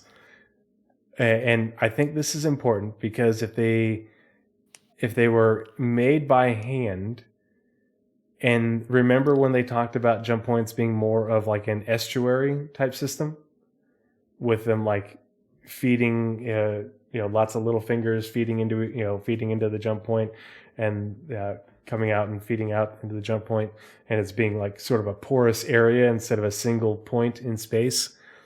If you had all of those places that you could enter the wormhole that is the jump point, and all of these different tunnels, and you had to hand make them for every jump point across the breadth of Star Citizen, that would be nuts. So they had to make a procedural tool to generate these tunnels. Progress was also made on several tech initiatives in January. For example, support continued for server meshing and server crash recovery. Notably, there were improvements to the usable code for robustness and reliability. For Maelstrom, the current workload involves evaluating existing setups and generating workflows to fit the new pipeline. The team have already started retrofitting existing systems, including improvements to allow ship landing gear to detach with Maelstrom debris, and simplifying the design markup for configuring item control within vehicles. These changes not only facilitate the new pipeline, but improve on the implementation, based on feedbacks. Not that the tunnels will change every time, but that they could. Yeah, they could. But at least that they don't have to create the tunnels by hand, because there's going to be so many of them for each jump point. Because a jump point, the last time they talked about it, was an area in space that was essentially porous, and like the part that is the jump point with whether they make the gate or not, but where the actual station is basically the part that's controlled, where they would physically have a system that opens it up for you, whereas the other areas would require your jump drive to open and utilize. Now, do you know if they've said anything on the, where was my brain going, with the easy traversal after you've traversed it once? Not anything recently. Like, even if it's just like a self-fly, like the self-land AI, I would be fine with that. Like, I don't really want to pilot a jump point every time I have to go through a jump point. I get what you're saying. Yeah, in that the ship is more pulled through, and you don't have to worry so much about getting yeeted out into the nothingness in between star systems. Because I said like there's the data of the jumping through the jump point is then logged in your ship's computer, and you can just tell it to execute it to jump again. You don't have to. I think that makes perfect sense if you go through, whether they use a jump gate or not, or or if it's a physical gate that you can see, or if it's just a thing like a projector that opens it from here. If you use that one and you come out the stable end at the other end, then your computer will be like, yes. Or if you have used this particular one that's several million kilometers away from the main one, but it's still within the jump point area, if you have mapped it or someone else has mapped it, then yeah, I think that makes sense. But if you're navigating it for the first time, then yeah, you have to fly it. They haven't said anything recently? No. No, but hopefully it's something like that. Because you are much closer to Maelstrom than I am. You've been following it a little bit closer. Does Maelstrom allow us to specifically, dynamically, at runtime, cut pieces off of ships with the multi-tool laser cutter? Or is it still going to come off in chunks? That's the thing, is it should allow for that. Because each line is where a chunk will break off if you apply the appropriate amount of energy to do so. Now, so if you use like a cutting tool to apply appropriate amount of energy at the right distance, at this line, I could see them using it to generate a wireframe to tell you where to cut. A la hard space shipbreakers. It is the way it works with the materials and the way they talked about the calculations, requiring a certain amount of force for it to, for the wing to break off at this point. You have to hit it right here with a certain amount of force, or repeat, or the material will lose if you hit it with enough times, either force, for one period, for one, force from a single impact or force over time, degrading the material strength at this point. And then the wing will break off. Well, in theory, you could do that where the cutting tool is able to do that and say, okay, here is this line, and I need to cut along this line with this much force in order to cut it off. To cut off a wing. So it would, assuming it's a fully dynamic system and it's not a skeleton feature where it's like they showed the graph, so it's not a dynamic graph. But you could, in theory, with the way they talked about how the physics is written, as long as you have a tool that is able to generate the force in order to break, to break. Yeah, it will break at a consistent spot. Yeah, break at this spot, and maybe you have to follow that line. Maybe you don't. Who knows how they'll end up working it? So it's not dynamic. It is baked. Yeah, it's baked in. It's baked in based on, it's not dynamic, it's baked in but it still has to do a physics calculation. Right. Yeah. I was just wondering if we could just, But you can choose to cut off a small section of the wing, a bigger piece of the wing, yeah. Yeah, wherever the pieces that they've already marked up to fall off. Mm-hmm. Okay. Yeah. So you can't just cut random pieces off of the thing. It will only break at the pre-described. I don't think so. I think that would be a bit too difficult, but based off the presentation, that's what it looked to me in terms of like, here are the weak points where it will break off at, or weak points, but break points, where the breaking points are. Yeah. Okay. I was hoping. So it'll be interesting. I hope we get an ISC on this to show us the work of converting a vehicle to Maelstrom. I know it wouldn't be super exciting, but I think it'd be super cool to watch an artist, because it's tech artist, the way probably. The way they described it in the presentation is it's supposed to be very artist friendly, and I would like to see an artist going through and converting or doing some of the work of converting an old ship to the new system. Why is the Starfarer? Yeah. The team also continued last year's work on the transit system, preparing it for an upcoming refactor and completing work to ensure the current version is suitable for server meshing and crash recovery. So the current version is suitable for server meshing and crash recovery, but it has to be suitable for server meshing and crash recovery, but then it has to be refactored to work with dynamic meshing. And probably updating the capability of it, because the current system will get very bloated if they try and do anything other than what they have. And there's a reason towns have at most 4 stops on a line. Yeah. At most. Go look at Babbage and see how many lines are not filled in. We're going to need those for building interiors. So I imagine this is going to include transit networks in this refactor, not just transit lines. Yep. Yeah. The authority for these systems has to be handed off from one server to another as the servers expand and contract based off of entity counts, essentially. Please,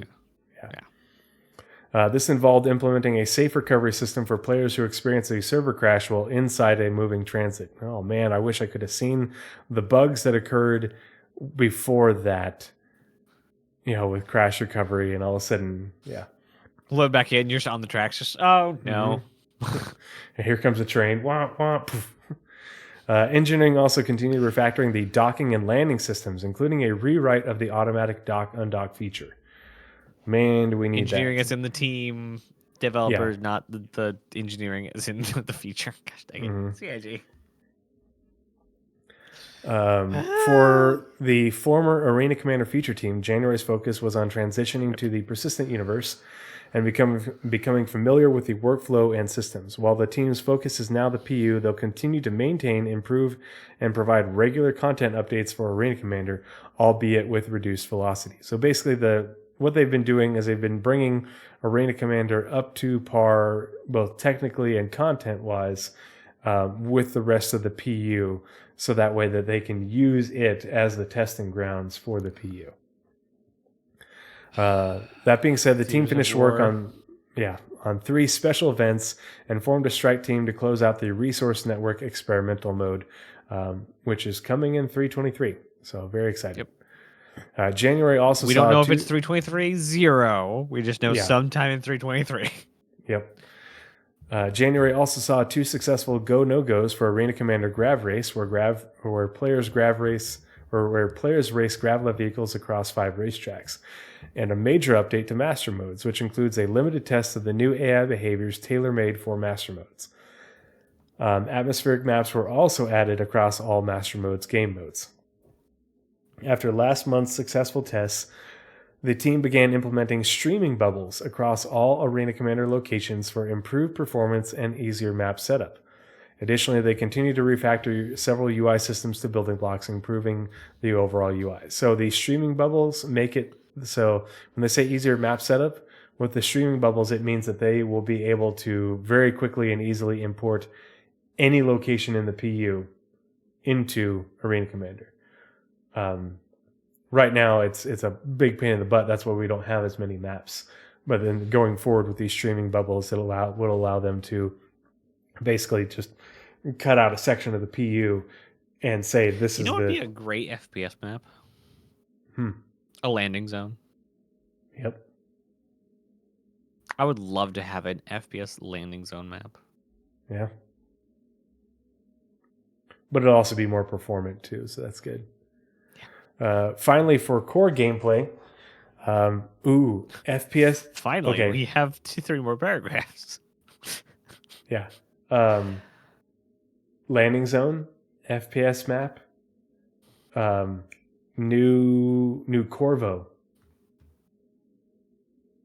The city that was decimated by the Vandal. Yeah. And it's Vandal Swarm, but on the ground. Again, Theaters of War. Mm-hmm. Could you imagine doing that, except you have both ground and air attacking from getting attacked from Vandal? The goal is to evacuate as many civilians, and you have to hold this area for as long as possible with your squad, with waves of Vandal coming at you. You know, and the more shuttles you get out of the hangar that's in the center, full of civilians, the more your score goes up until you all die. Cool game. Yeah, almost like that episode of Halo, the most recent one. I haven't seen it yet. Oh, sorry. Spoiler. Everyone's talking about it. Like, I can't afford to keep Paramount on my account, so I only have it a couple months out of the year. I know it's going to be good. Shush. I just hate their app. It's so garbage.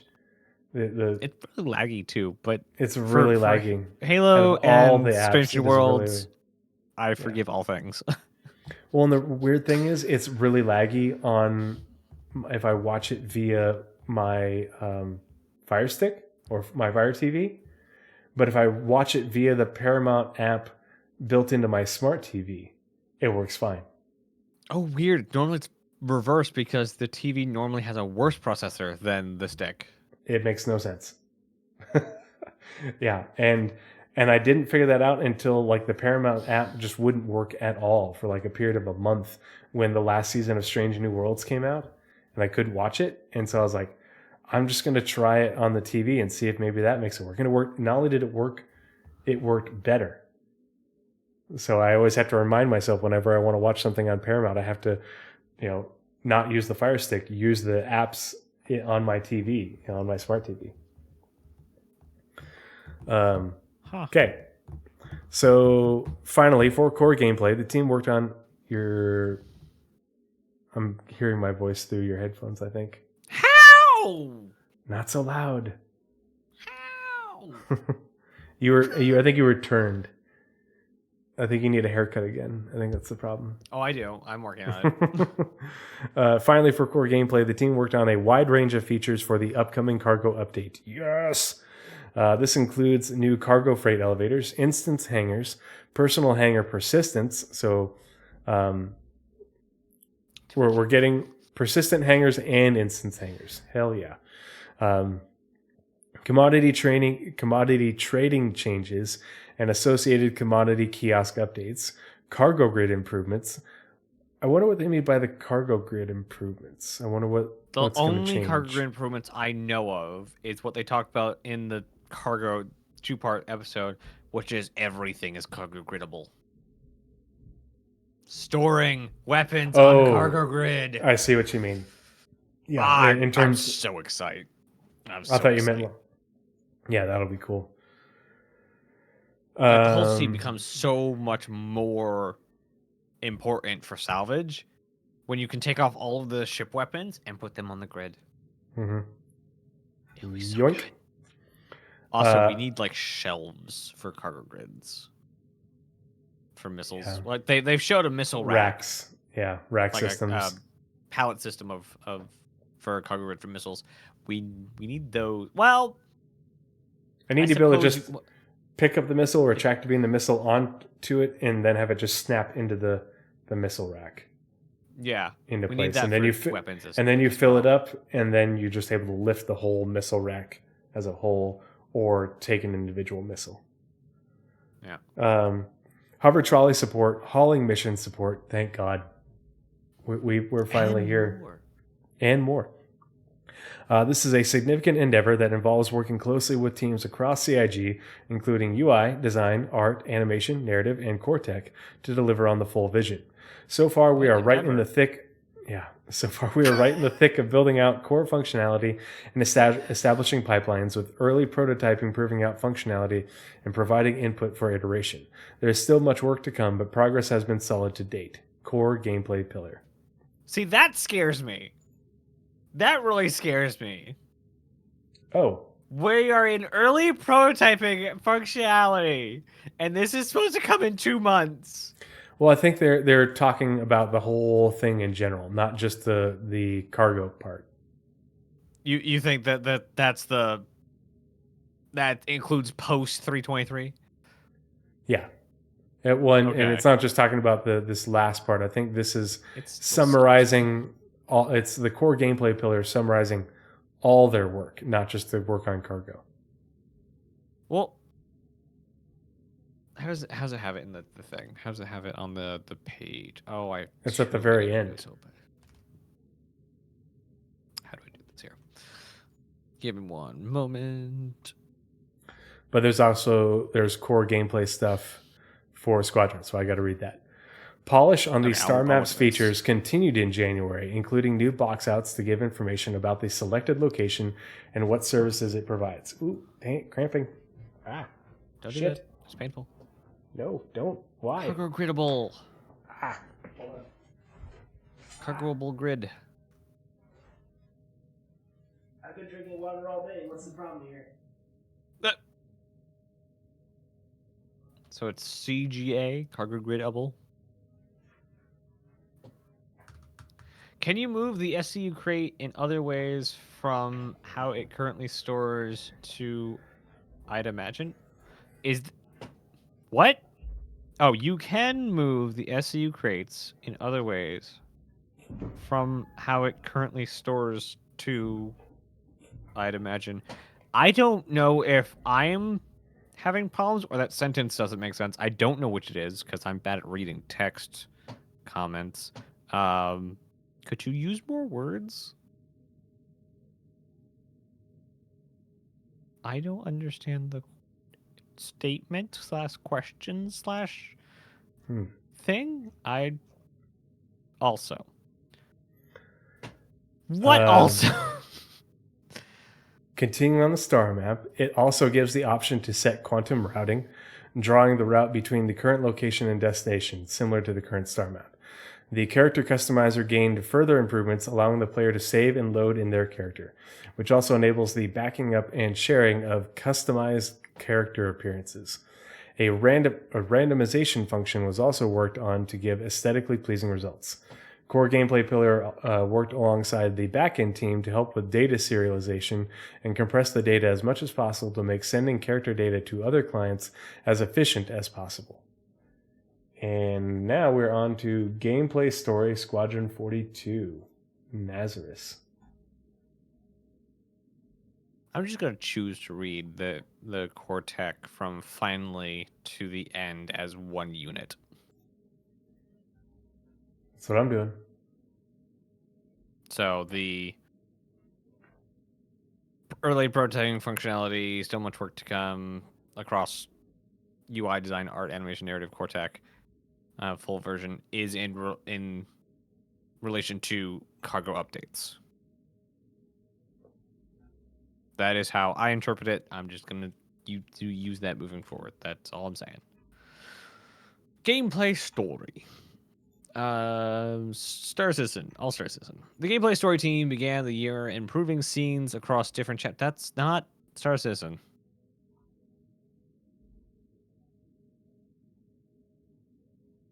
Nope, that's just mislabeled. That's me being bad at things. Gameplay story, Squadron 42. Because level design is also not Star Citizen.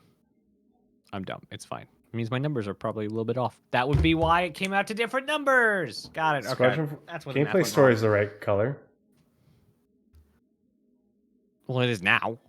Oh, you changed it. I see. I just changed them. Okay. Gameplay story began the year, improving the scenes across different chapters. For example, several scenes were updated with new mocap at the start or end or both to post-match to systemic animations. This ensures they dovetail with all the rest of the game and makes them more robust, aka they mocap to where not mocap data, so animation stuff, the procedural animation that happens in gameplay fits together, so you don't have them in one pose and then they snap to in-game animation after a mocap scene is over. Because that happens in games and it's quite jarring. And they have their camera system doesn't fade to black and then put you back in. It's seamless. Sometimes they'll have the camera, pan around and you'll see all of you standing around a table. But you can also just watch the cinematic happen in front of you, and then the cinematic will be done and nothing changes. You're still where you were and everyone just goes about their business. So getting them to not snap between animations to come in and out of scenes is very important. One tricky scene in Chapter 4 was completely overhauled with new mocap and is now considered by design to be bulletproof. Gameplay Storm Team. There we go. Not Story Team. Storm Team. Like, I know they're I know that's a term. I forget what the full term is. Alongside this, the team communicated with stakeholders to establish a proper standard for the grip setup for helmets. Rejoice. They are currently batch updating helmet animations to use the new setup, which will unlock a lot of standing issues. Unblock a lot of standing issues. AKA taking off your helmet with your hands. Like, they've been showing us how like they did that in like the first PU. Yeah, like the first PU trailer. And he picked up the helmet off this thing and did the flip and put it on. That was what, like 2014? Yeah, the whole inventory system changed everything.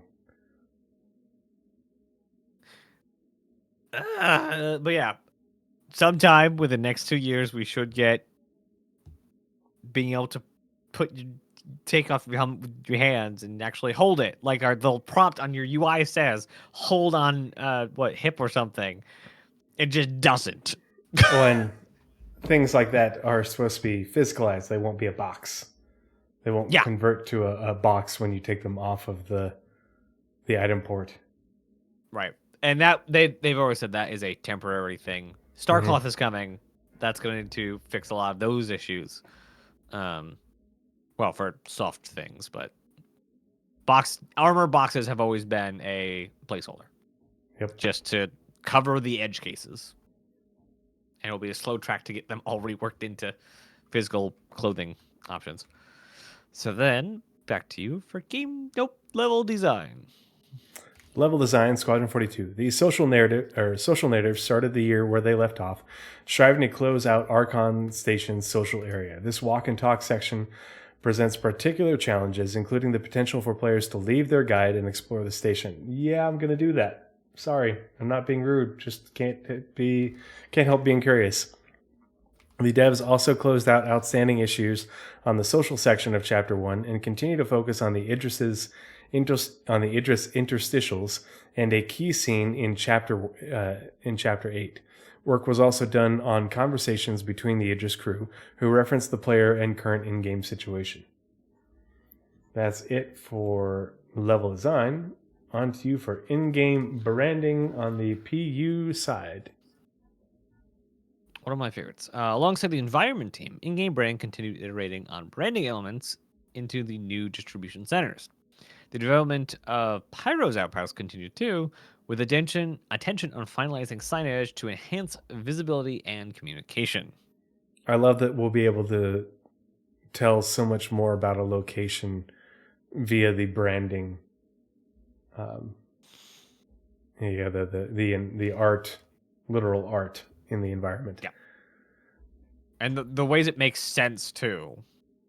Like it won't be all useless billboards like we have a lot now.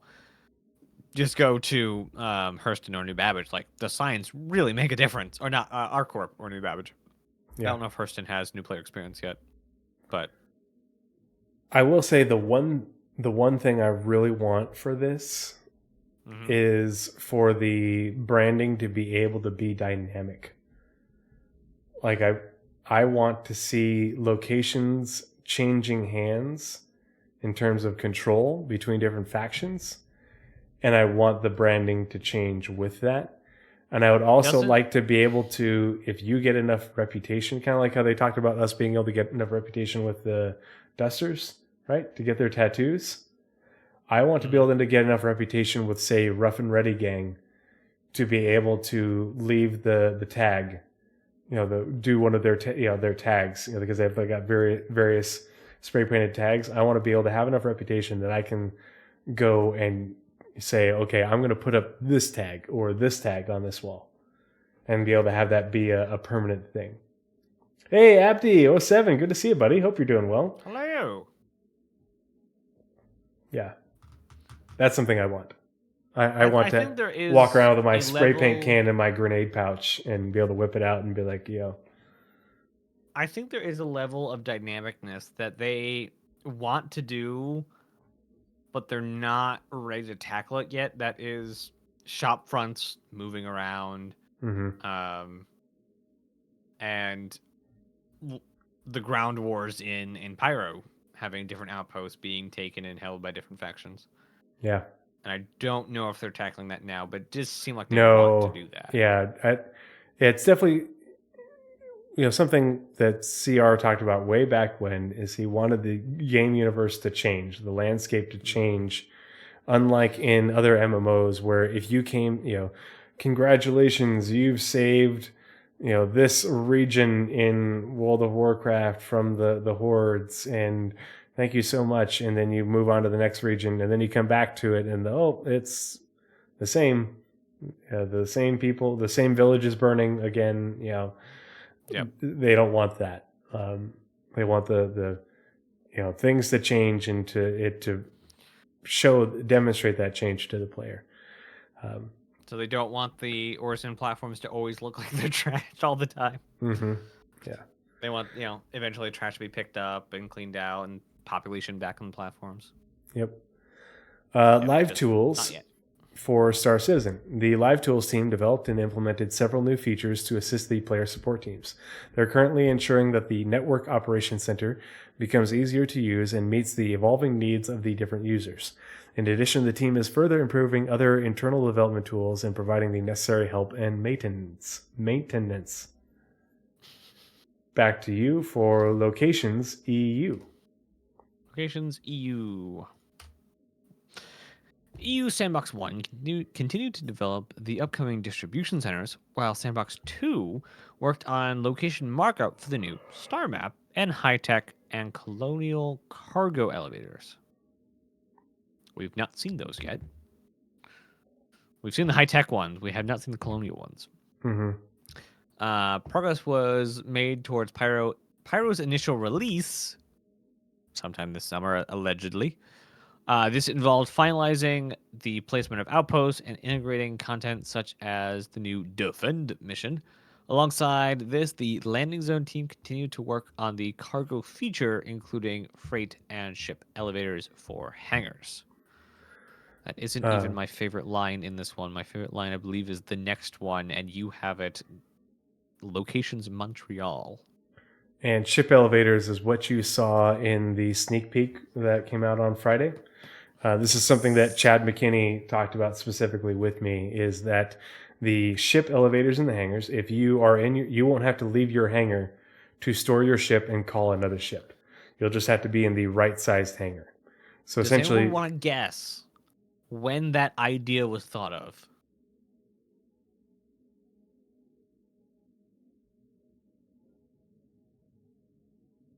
no idea. Terra concept art. They had ship elevators in Terra concept art, which was like new? That was October 13th, 1972. No, like the big plan. This was the big plan, except it was the entire floor, not just doors. Old concepts are old. Where you would land on a pad, and the pad would depress into a parking garage basically, and slot your ship in. And then when you called it, the doors would open and your ship would appear. I loved the idea, and now we have a version of it. So I am super excited. I want to watch it. I want to watch it disappear. I want to watch it show up. Is my audio being bad? He's gone. He's dead.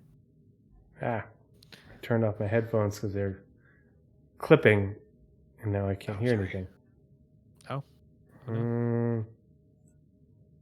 Did they just die? Why you can't hear me? Roar! It's not me. There we go. We hear you. No. Hello. All right, back. I'm back. All right. It's Montreal, the best place. It's weird. Like, these are brand new Beats by Dre, and Beats by every Apple? couple, yeah, whatever. Yeah, every couple hours, they'll just randomly start like skipping and clipping, and then it'll do it for like 2 minutes, and then it'll revert back to normal and be fine. And I'm like, they were on sale, so. But we can't fault that. Okay. Yeah, my JBL Bluetooth headphones never had any issues. You know, I've had those for a couple of years now, and the only thing that happened is I wore them working out too much that the little ear cup here inside came loose, you know, and was flapping around, and so I could feel it tickling my ear, and it drove me nuts, so I got rid of them and bought these. Yeah. I mean, it's not like they were cheap either. They're expensive, but Cheap is better than good is the wrong equation. It is cheap divided by quality equals value. mm-hmm. I guess no, plus preference. Price divided by quality plus preference equals value.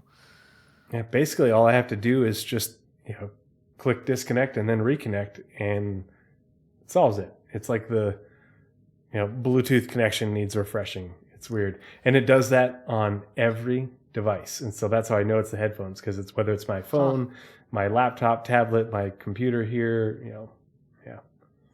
That's why I like these things for when I'm sitting down. Mm-hmm.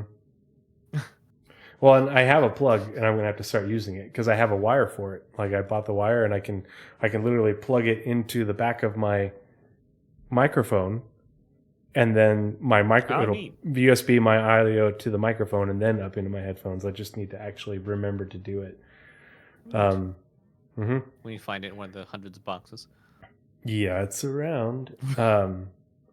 But yeah, so what Chad McKinney told me about ship elevators is basically if you want to have your ship repaired, you will get out of your ship and you'll go over to the little waiting area and tell it to repair your ship, and it'll go down to the hangar, and however long it takes to repair it, it will be in repair, and eventually you'll get it back, depending on how bad it is and how big it is. Do physical repair.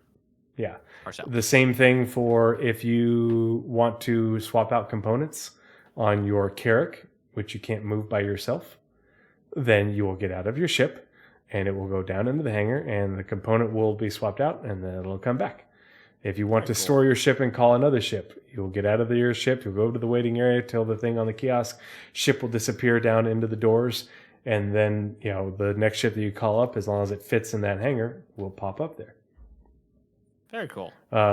If you want to pay to have your cargo unloaded, cargo will go down, ship will go down, cargo will come off.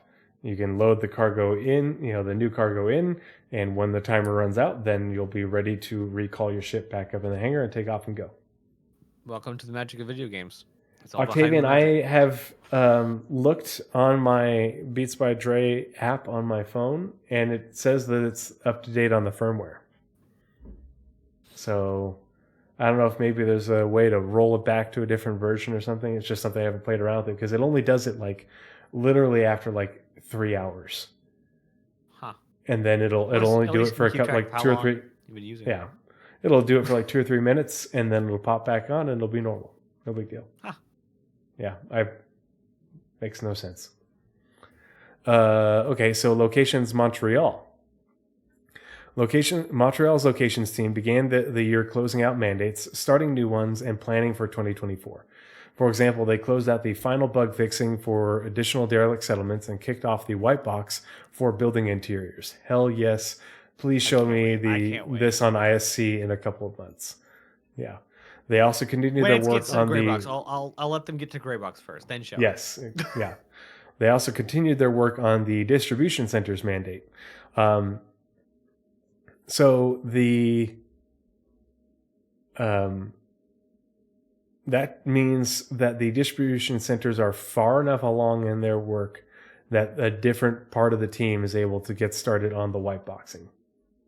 Just like with ships, once this gets to a certain point, then the people who do the white box stuff can start working on something else because they're different disciplines.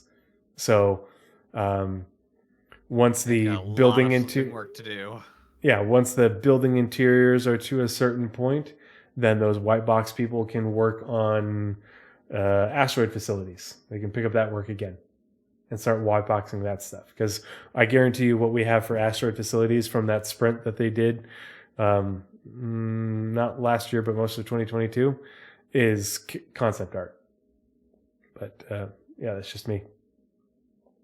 I need to bug Jake about that. Hey, when are you going to show us this? Yeah, we also have the new new landing zones to come, which this white box team will probably also move over to. Mm-hmm. It just depends on where the next priority is. Like if they're ready to start putting Nix in, then it'll probably move over to Nix. Is this what your favorite sentence was? Building interiors? Yes. Yep. Yeah, much excitement. The exponential that adds to the game is ridiculous. Yeah. It is it's just I don't know. Me I have two things that get me giddy about video games. Letting me walk and move vehicles and having physicalized interiors to buildings. Mm-hmm. Those two things are just I don't know why, but it's just like I love those two things. Yeah, making all those buildings that we have in landing zones not just be set dressing. Now, some of them will be, the smaller ones, but a lot of those bigger buildings will end up being someplace you can go. And just like The with what potential CR said, is every building. yeah. Yeah. You know, be able to see something, and if I can see it, I'm going to go there and I can explore it and have it be an actual location. Just like the distribution centers will let us do missions within the DC, building interiors will let us do missions within the landing zone. Never leaving the landing zone and being able to do 0 to hero. And I really hope they do this when building interiors hit the live game. A no ship game package. You start the game, you load into your landing zone, you do missions around the landing zone to buy the ship to go out to space. I'm going to buy a game to be a poor person. How many games is that the actual storyline? Yeah. Minecraft. Oh, good, you're awake. Stardew. God dang it. That's criminal. That's not even like whatever your financial situation previous to being incarcerated. That could be your starting your how you wake up on Hurston. Absolutely. Indentured servant. Yep. Oh, good, you're awake. Oh, good, you're finally awake. Do you remember anything about your accident? Just like, no. Yeah. Well, Hurston covered your medical bills, and now you're indebted to them. Which is, the plot line of Hard Space Shipbreaker. $2 trillion in debt. Mission design for you. For me, mission design continued to fix Siege of Orison for the live release, tackling many long-standing issues using the new evidence. I imagine that's the reports and stuff. Mm-hmm. It just sounds weird to me. Work also continued on the blockade runner, including finishing iteration cycles and fixing bugs. I believe we're actually supposed to get blockade soon, but the way they said it, we're also supposed to be getting. They're going to release it with Invictus launch week when the servers are at their absolute worst, and we're just going to be like, oh man, could we please just have an event that isn't with a free fly? Yeah. And Jumptown starts tomorrow. Also, numerous quality of life fixes were also made, and planning was done for future releases. Nice. Mission design. Narrative on the PU side. Both Star Citizen and Yeah. Oh gosh, another long one. Good gravy. Told you have them all. That's the rest are medium ones. That's the last long one. You're basically taking the week off, man. I wrote the thing. Come on. Exactly. Yeah. Yeah. Rigged. If I rigged it, I would have Montreal and the core gameplay. We'll know what the truth is in about a week when we do the next monthly report. We'll do the one for February because we're so far behind. The narrative team came back from the holiday break to multiple large-scale initiatives that will add more story and character content into the game. They also met with the various design teams to generate text for some of the systemic missions being introduced in upcoming patches. The team then looked back to the existing lore and science of other planets and moons to make adjustments based on gameplay needs. So, this is the narrative team starting to get some work done for other systems with their planets and moons to get them ready for development. This is where you plug Lore Guild's gameplay. Yes, and exactly. This is why I do the Lore Equals gameplay segments on my channel, where we look at the Galactopedia updates, because this is what they do for the Galactopedia updates. They will, if you go through and you read the update for a star system that's in the Galactopedia update, and you compare it to the original Galactic Guide, there are changes. They're not big, but there are some subtle changes, and that is them going back and looking at these locations and saying, okay, what do we want the theme of this star system to be? What do we want the theme of this planet to be? What opportunities are going to be presented here for players in terms of gameplay? Yeah, how does it fit into the greater universe? That's You know what they come hang out with haven't talked me. about? It's fun. They haven't talked about mission givers yet. Ever since they were given to narrative. Mm-hmm. Like that first sentence does kind of lean that way. Story and character content into the game. That does sound like mission givers, but they've never actually commented on where the heck our mission giver content is. Mission givers, I think that's a thing that has taken a backseat to all of to Squadron 42. Because that's voice acting, sure. That's motion capture, and so I think that now that we're going to be wrapping up Squadron 42 episode 1, I think that even though they're going to be picking up episode 2, I think they'll probably have the bandwidth with their new studio to start doing mission givers. As they introduce new star systems, they'll introduce, okay, here's Castra coming, releasing Q2 2027 or something like that, with coming to you with a new landing zone and 5 different mission givers across the system, and this new faction, blah blah blah. I just thought of a really interesting, and this is a weird side tangent that has nothing really to do with what we're talking about, but have you seen the game/tech demos where they use LLMs, aka AI bots, to voice NPCs? No. So basically, you're able to use, let's just say, ChatGPT to play a character dynamically. They can react to literally anything you throw at them because it's a large language model. That's what they do. But you can have them play a character, a specific character. You could theoretically have a mission giver, not Star Citizen, because this is not within their wheelhouse at all. I highly doubt they'd even, well, maybe look into it, but not do anything really with it. Have a AI mission giver, or ChatGPT mission giver, that is able to dynamically make up missions instead of having a mission giver's entire scenario mapped out before the have game it work starts. with the dynamic mission system. And like not only the dynamic missions, but also the factions and like what the resource network is doing. Like, hey, that let's go with Twitch. Like that rival gang just made a giant drug run. Go bust that one up, and then you get more credit. And then like it actually like using AI like. Mm-hmm. It would be so cool. Something, if I can get my studio up and running, I would definitely look into. And my plan That'd for be like that kind of AI the work, way to do it for a game the scope of and size of Star Citizen. Like there really isn't another way. but also just to add like a deeper level to simple NPCs. Mm-hmm. The way I simple want to NPCs, do it is, not the ones that have a story arc.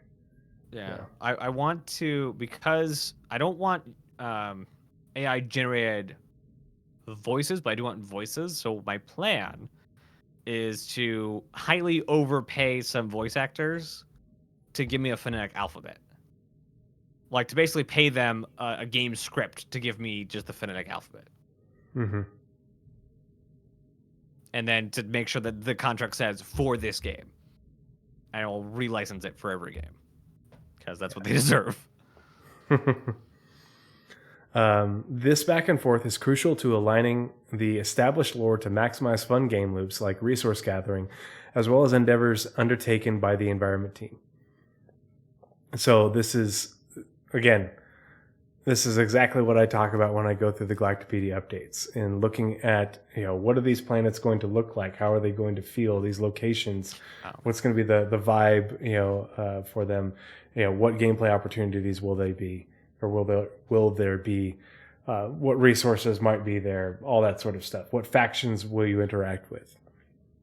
It's all there in the Galactopedia updates, at least to a certain extent. On the narrative design front, the team continued examining existing behaviors and looking for ways to fix bugs and pops while building a more comprehensive system based on what was learned during Squadron 42's development. The first initiative is building a general civilian line set to populate larger spaces. The team is also looking at updating the tourist behavior to accommodate large-scale events like Invictus and IAE. I can't wait. Another volley of lore posts hit the website in January too. A Whitley's guide on Misk's unique Reliant lineup, a portfolio on Pyrotechnic Amalgamated, which dives into the history of the famed mining company, and finally a Galactopedia article exploring humanity's perilous connection with AI development. I need to do a Lore Equals gameplay on that article specifically. Probably, yeah. And now narrative Squadron 42. The narrative team began the new year further refining the narrative elements of Squadron 42. For example, the team identified a few key moments where additional loudspeaker announcements would help drive a sense of urgency. First, they added placeholder recordings, and once the team is satisfied with how the moments feel in-game, they'll be recorded with professional voice actors. The team also made passes on various UI elements, providing new text as needed,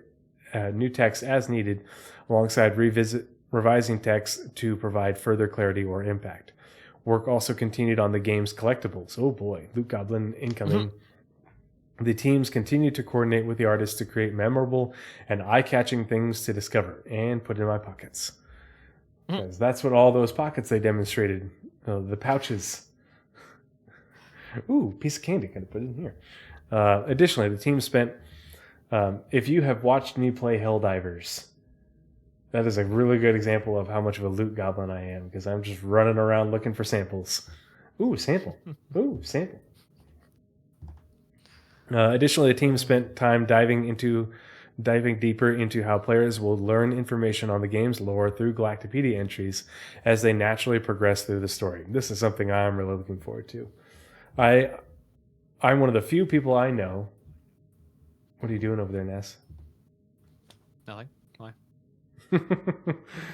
I'm one of the few people I know that will stop playing my game every time there's a little alert in my UI on the screen that tells me that I have a new entry into the game's encyclopedia or whatever it is to go read it.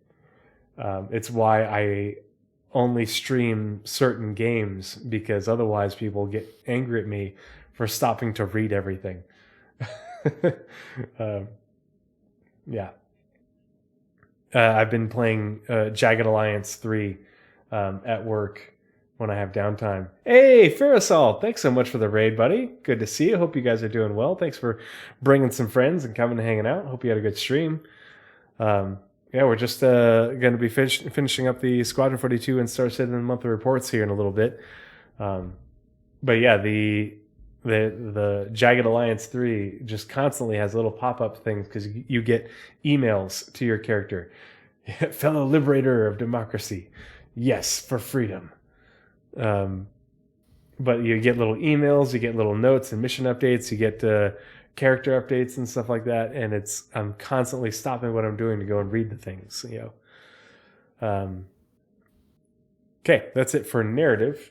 On to you, Nazeris, for R&D on the PU, and then it's the UI for me. That's what. Okay. Sorry, I was trying to figure out what I was going to make a comment on for the narrative thing. About the general civilian lines and why CD Projekt Red came out with the gate with hundreds of NPCs that could do lines, because they started at several hundred employees. Mm-hmm. We're just now at 1,500? 1,100. 1,100. Even less. Mm-hmm. So that kind of system just wasn't feasible until recently.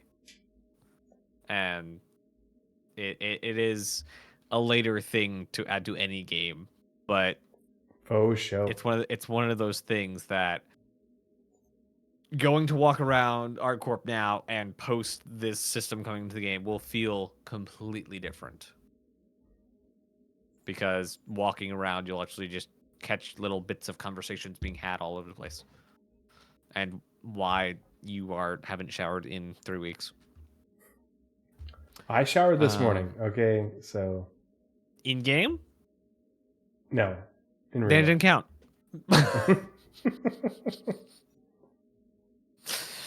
Reverse the whole norm thing. So R&D in January, further progress was made on the temporal render mode for atmospheric and clouds, or for atmosphere and clouds. Among other things, ghosting around cloud fringes was reduced. Also, a code interface was implemented to allow gas clouds to hook into the temporal reconstruction process, as R&D would like to explore the possibility of sharing this render pass. This will allow gas clouds to benefit from associated performance improvements as well. Furthermore, the support in capturing and extracting auxiliary call stacks from memory corruption, specifically double deletes and writes after free events, mentioned in last month's report, was implemented in both the engine and tool side. Very cool. With its integration into Sentry currently being investigated by Turbulent. I don't know what Sentry is. I don't know what Sentry is either. I'm just, I mean, we didn't get all the cloud lighting type stuff that was planned for 322. I'm hoping that because we don't have a card for that for 323 yet. So I'm hoping that we will get a card for that. They did say it should show up. But in my personal opinion, it's also something that's going to be in a patch watch, not a card. Oh, you think so? Yeah, because it's improvements. Something we already have. Yeah.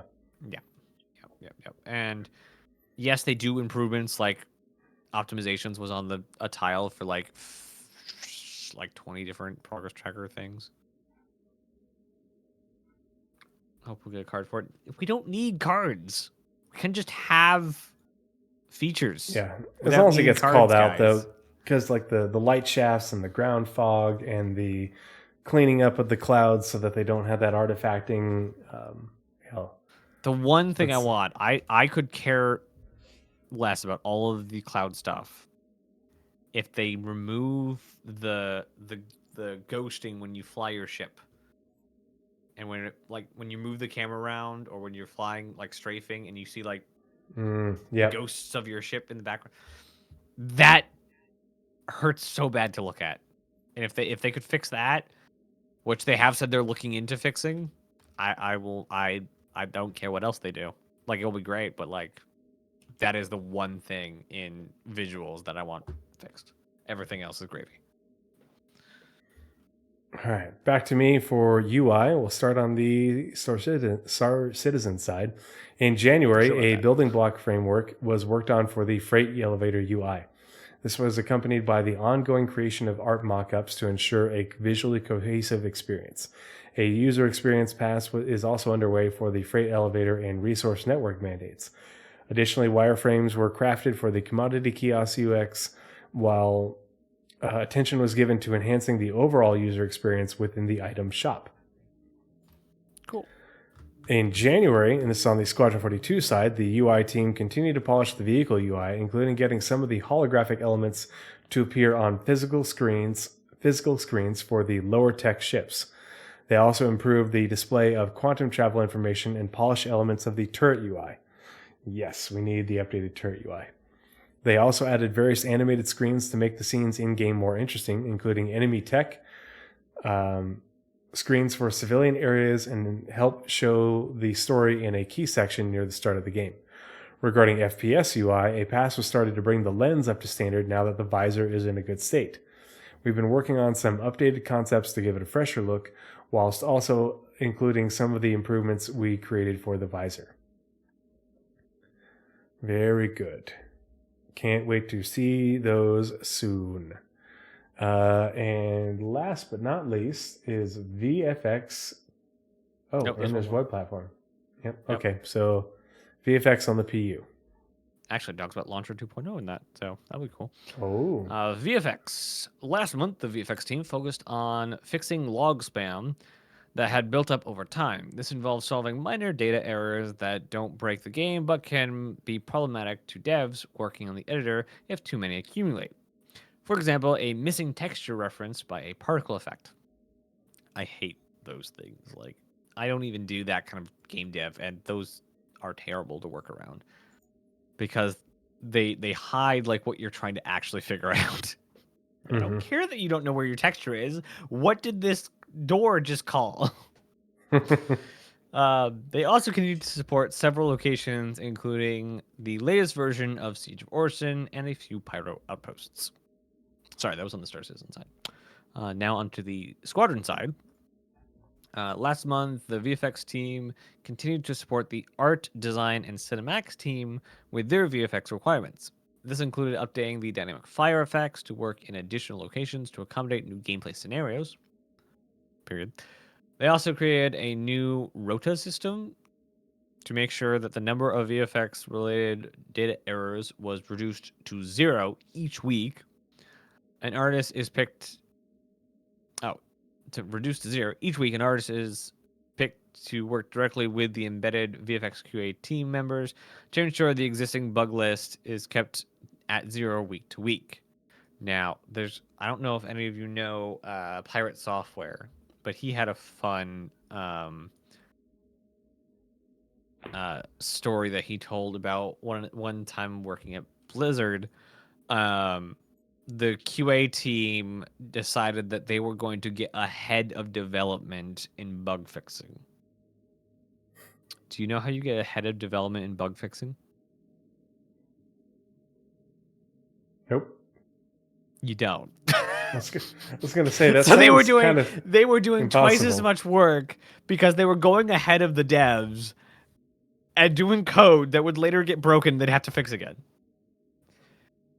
This is the scenario they were trying to do, which is keep on top of bugs to where you can say when you leave Friday evening, you have 0 work to do Monday morning.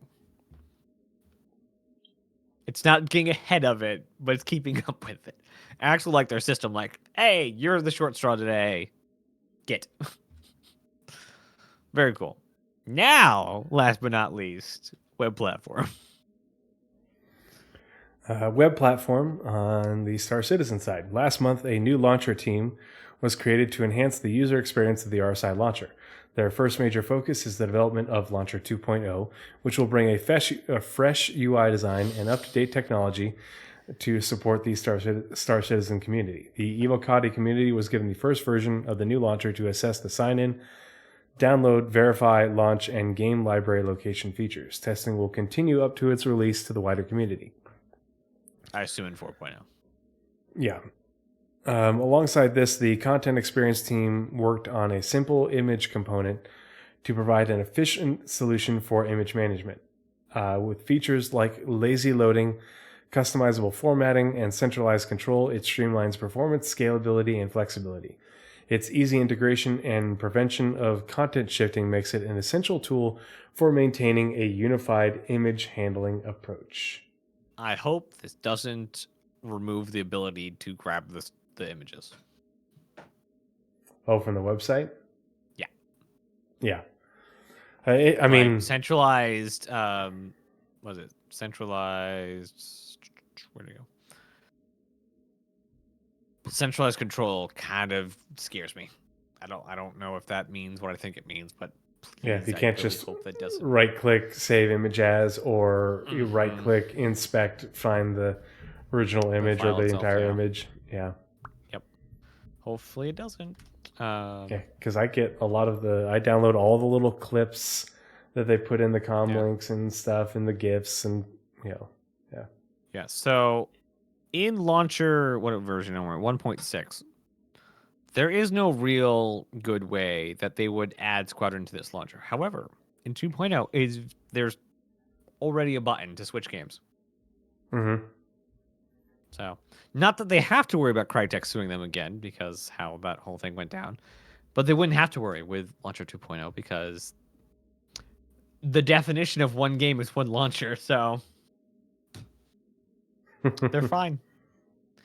Like that was literally what the entire Crytek suit boiled down to is it launched from the same launcher?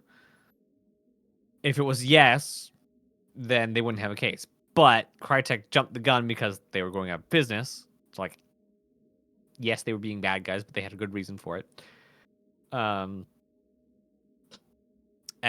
basically they were screwed either way.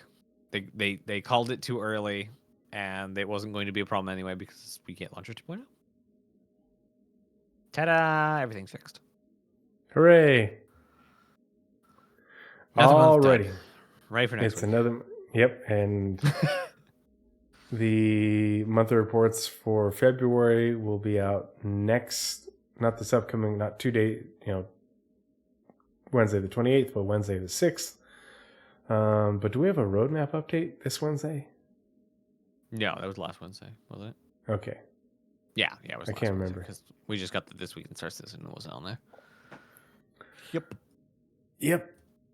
It's All also right. the 6th. Yeah. Well, that is all that we have for this evening. We appreciate everybody coming and hanging out with us. I'm going to call it a night because I am pretty tired. I've been up since very early this morning.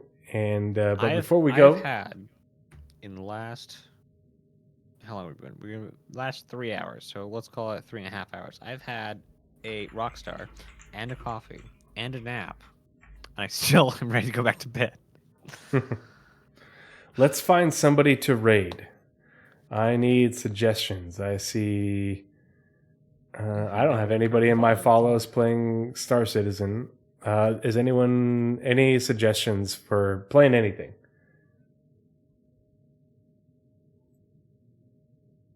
Oh my gosh, there is a Granny Q playing Star Citizen. Papa Juggernaut?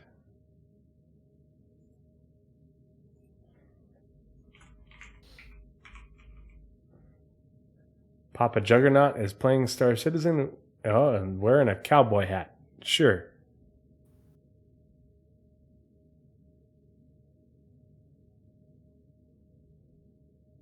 All right, we are starting the raid. We will send them some love. Thanks for hanging out with us.